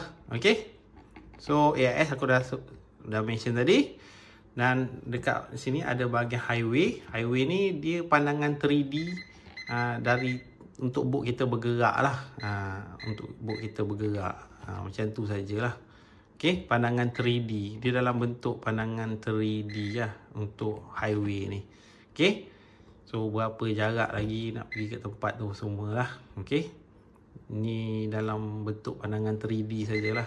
Okay, so dekat bawah sini ada navigation info. Ni yang tadi aku dah tunjuk, korang boleh tengok numbers, data-data yang ada, kompas kalau korang nak tengok kompas. Okay, lepas tu ada apa, ada trip odometer, berapa mileage boat korang dah jalan. Okay, lepas tu search by name, nak cari korang punya waypoint tu balik. So yang offshore service ni untuk tunjuklah kat mana kau boleh dapatkan minyak yang terdekat, repair, grocery, restroom, tandas awam. Okay, yang terdekat lah dengan korang. Okay, ini biasa tak pakai sangat lah. Okay, tides and current ni aku dah tunjuk tadi. Ada vessel tu dalam bentuk AIS lah. Ini kau kena linkkan dengan AIS lah. So aku tak kupas sangat pasal AIS kat sini lah. Okay, kalau siapa nak tahu boleh DM. Okay, mana-mana ejen kita yang terdekat atau DM kita direct. Okay, nak tahu lebih features pasal AIS ni lah. Okay, cuma kita nak beritahu 585 Plus dia memang boleh link dengan AIS. Okay, lepas tu dekat bawah ada user data. Kat sinilah kita akan control data-data kita, yang mana kita dah marking point, kita punya track. Track ni kalau orang Melayu Pantai Timur panggil urat. Bekas tempat laluan kita tu, nak control, nak save, nak padam, semua dekat sini, dekat dalam user data. Okay, nak transfer data dalam memory card, buat backup, semua dekat dalam user data. Okay, so mark and waypoint, kau boleh nampak waypoint korang semua kat sini. Okay, kau boleh cari. Untuk GPS Map 585 Plus kau boleh marking sehingga 12,000. Okay, 12,000 point. Okay, so kat sini aku ada dalam 9,000 point per 12,000 point. Nampak kat bawah ni ada tulis kan. Okay, so kalau kau nak tak nak point tu, kau nak padam satu-satu, kau boleh pilih je. Contoh 023 ni, tekan select, kau boleh tekan delete. Okay, dah tekan OK. Okay, ataupun kalau kau nak pergi kat tempat tu, kau boleh pilih nombor koordinat tu, nombor point yang kau dah marking tu. Contoh 0168 ni, tekan select, tekan navigate to dan tekan go to. Okay, dia akan bagi straight line untuk korang pergi lah dekat point yang korang dah tanda tu lah. Ni contoh sajalah. Ni dah sampai ke Indonesia ke mana tak ni. Aku pun tak pasti lah. Okay, so ni contoh sahaja. Okay, so kalau korang nak cancelkan dia je, nak cancelkan navigasi ni tadi, tekan menu. Okay, stop, cari stop navigation, tekan select, dia akan stop lah. Okay, ni dia dah pergi entah ke mana-mana tadi. Okay, so itu dia dekat user data. Lepas tu biasa orang tanya, macam mana nak padam bekas laluan atau track yang kita pernah lalu. Biasa lepas kita pakai GPS ni, dia akan ada bekas laluan lah. Aku tak pasti kat dalam ni ada bekas laluan ke tak. Okay, so boleh tengok kat sini. Biasanya dia akan tunjuk bintik-bintik tu bekas laluan kita lah. So kadang-kadang bila bekas laluan tu dah terlalu banyak, bekas track kita tu dah terlalu banyak, dia jadi serabut. So kalau kita nak clear kan juga, kita pergi dekat lah dekat navigation info ni, dekat user data ni. Pergi kat track dan clear current track. Seandainya korang nak save active track, okay, korang boleh save lah mengikut tarikh yang ada kat sini ya. So setiap track yang korang lalu, hari ni korang on GPS, korang buat korang guna 585 Plus ni, dia akan sampai korang off, dia akan save satu laluan. Okay, tapi dia tak save terus. Okay, dia akan jadi macam active track lah. Hari apa, contoh ni macam ni, hari ni punya dia tunjuk tengah hari, pagi tadi, pukul berapa. Kalau dah banyak sangat dia akan tunjuk tarikh lah. Contoh hari ni 23 bulan, semalamnya 22 bulan, pukul berapa. Mungkin 2-3 kali korang keluar masuk on off GPS ni. Okay, track tu dah ada banyak. Korang boleh save lah laluan yang korang nak tu dengan cara pilih saja. Okay, tengok bekas laluan ni. Okay, tekan edit track. Okay, edit name, boleh tukar color track tu tadi. Okay, lepas tu save as root so kau boleh simpan dia lah. Kau boleh simpan dia punya dia punya track tu tadi. Okay, so supaya lain kali kalau kau clear active track sekalipun, kau masih ada save track yang kau dah simpan lah kat dalam tu okay, yang kat dalam tu. Nampak ni tadi contoh aku dah buat save kan. Dia dah save. Maknanya kalau korang clear active track, track yang aku dah save ni masih ada, masih kekal lagi dalam peta aku okay. Route and auto guidance path ni untuk korang buat plan lah. Daripada spot A nak pergi spot B dulu, spot C, lepas tu D, E, F, G. Yang ni korang boleh plan lah. Okay, ni kau boleh cuba sendiri. Okay, lepas tu search by name. Okay, kau boleh cari lah pakai nama. Tadi aku ada buat waypoint kan, nama A, B, C 1, 2, 3. So masukkan lah search by name supaya, sebab aku ada 9,000 spot kat dalam ni. Okay, so nak cari satu-satu tu balik memang jenuh. So kalau kita ingat Karang A, kita pun masuk search Karang A. So senang lah, macam kita punya handphone contact number tu, kita nak cari nama siapa kan. Lepas tu yang paling penting dekat sini adalah manage data. Manage data ni paling penting lah. Okay, ini paling penting dan korang kena ingat. Dan untuk manage data ni, aku sarankan korang buat setiap 2 minggu atau sebulan sekali lah. Okay, ramai yang silap beranggapan apabila GPS korang dah ada memory card, setiap benda yang korang marking akan simpan dekat dalam memory card secara automatik. Itu salah. Itu salah. Semua yang korang marking akan simpan dekat dalam body ini saja. Tujuan untuk memory card adalah untuk menambah space untuk masuk peta dan juga untuk buat backup. Okay, buat backup. GPS, apa-apa model, apa-apa jenama, dia tak akan buat backup automatik dekat dalam memory card korang. Okay, so korang yang kena manage data tu sendiri. Korang yang kena backup sendiri data tu. So macam mana nak backup data? Kita tekan manage data. Pergi dekat data transfer. File type, kalau boleh tukarkan kepada JPX, sebab JPX punya format lebih meluas. Banyak apps yang boleh guna JPX punya function format. Okay, pergi dekat save to card. Okay, save to card. Okay, nampak add new file. Biasanya aku akan sarankan korang tulis tarikh Contoh macam ni hari 23 hari bulan 9 tahun 2025. Aku buat dah 23/09/25. Kenapa aku tulis tarikh? Sebabnya aku nak tahu last bila aku backup. So aku tekan select, dia dah buat data transfer. So aku dah ada file untuk hari ni 23 bulan 9 2025. Maknanya aku tahu dalam memory card aku ni ada file yang last aku backup 23 bulan 9. Okay, so kalau minggu depan ke, lagi 2 minggu ke, atau lagi sebulan korang rasa korang dah banyak spot, kau save lagi menggunakan nama file yang baru, mengikut tarikh yang baru. Maknanya kau tahu besok kalau kau nak sedut balik atau kau nak transfer balik data ni daripada kad ni masuk dekat dalam device unit Garmin baru korang, atau mungkin korang hantar kau punya 585 Plus ni untuk claim warranty dan center, contoh center gantikan dengan unit yang baru. So datang kau memang dah tak boleh nak backup. Okay, so kau boleh ambil memory card yang lama ni, masukkan untuk cari balik file yang kau dah backup tu tadi. Mengikut tarikh tu lah. Nampak Okay. So, aku akan ajar pula macam mana kau nak angkat memory card ni untuk masukkan semula data tu dekat dalam body 585 Plus ni Okay.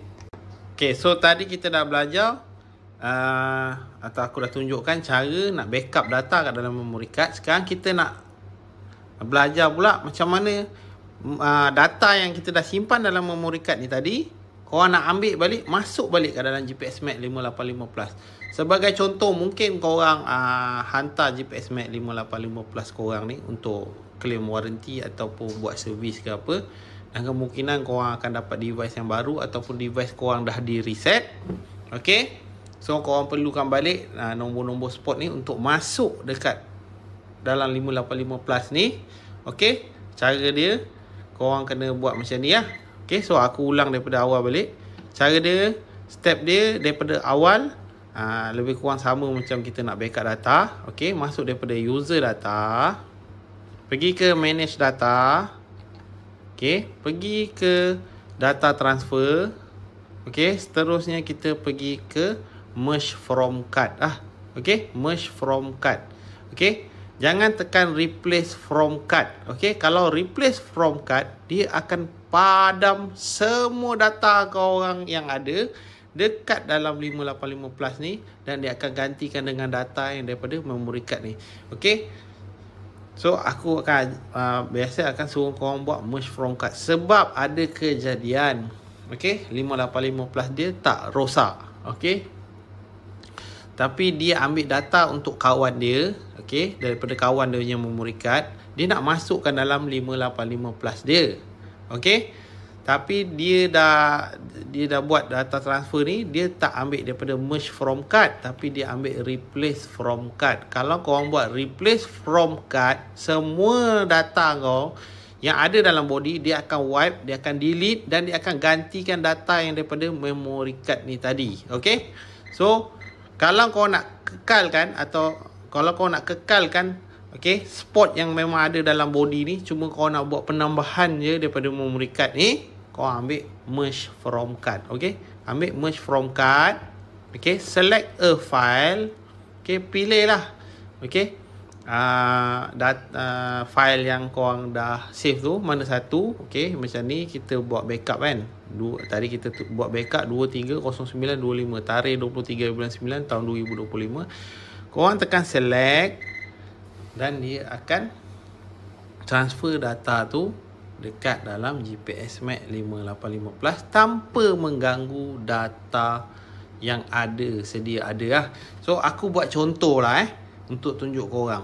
Okay, sini aku nak buat contoh antara merge from card dengan replace from card apa kesan dia lah. Okay, kalau korang tersalah tekan contoh aku buat marking satu spot. Okay, 000, aku editkan nama dia jadi 111111 Okay, belakang aku letak A Okay, 5 kali 1 dan A Okay, dan aku tekan select. Okay, ni data yang aku dah save so aku dah clearkan aku punya user data. Sekarang ni data aku ada satu je.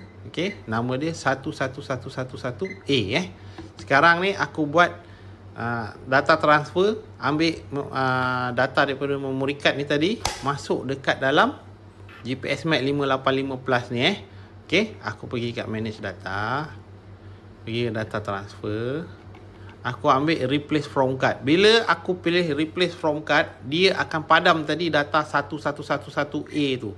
Okay, tengok replace from card, select a file. Okay, ambil je file mana-mana. Okay, transfer complete.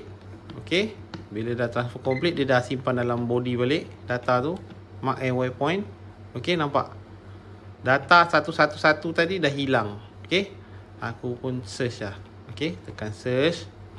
Okay, aku masukkan cari balik satu.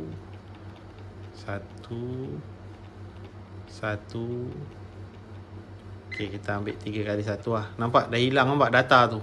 Okay, nampak dah hilang data tu. Okay, itu kalau korang ambil replace from card. Tu sebab kalau korang nak transfer balik data daripada memory card, aku saja ambil merge from card lah. Okay, sekarang ni aku buat contoh kita buat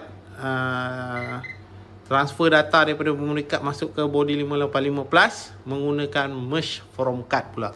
Okay, ni kita nak buat contoh merge from card pula Okay, aku tekan mark.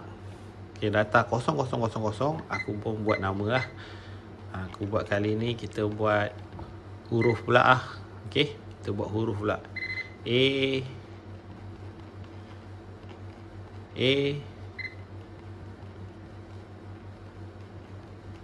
B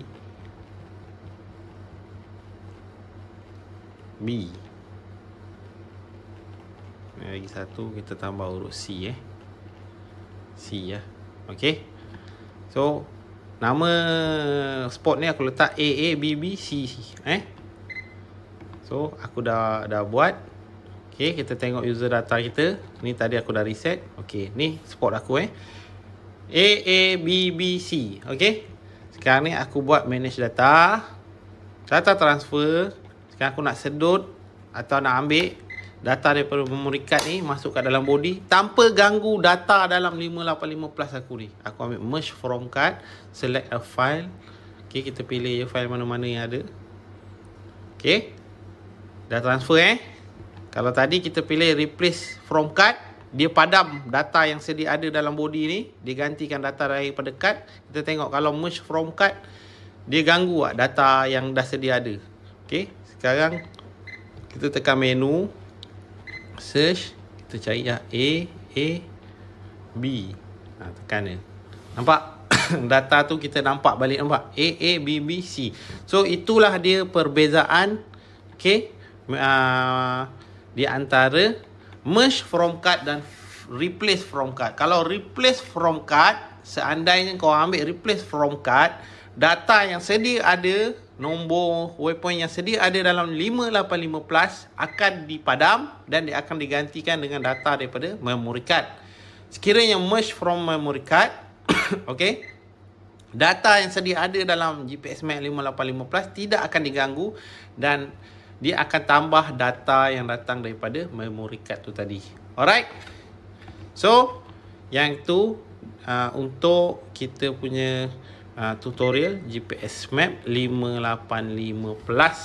Okay, so itu saja perkongsian aku pada kali ini untuk tutorial Garmin GPS Map 585 plus. So sekiranya video ini bermanfaat, pastikan korang follow, like, komen dan share, serta jangan lupa untuk tekan butang subscribe di channel YouTube aku ni Okay, kalau nak beli Garmin, pastikan set itu diimport dan diedarkan oleh Eco Teknologi Malaysia Sdn Bhd selaku pengedah saham Garmin Malaysia. Ingat Eco, ingat Garmin, pastikan Eco baru beli. Assalamualaikum dan salam sejahtera. Kita jumpa di video yang seterusnya.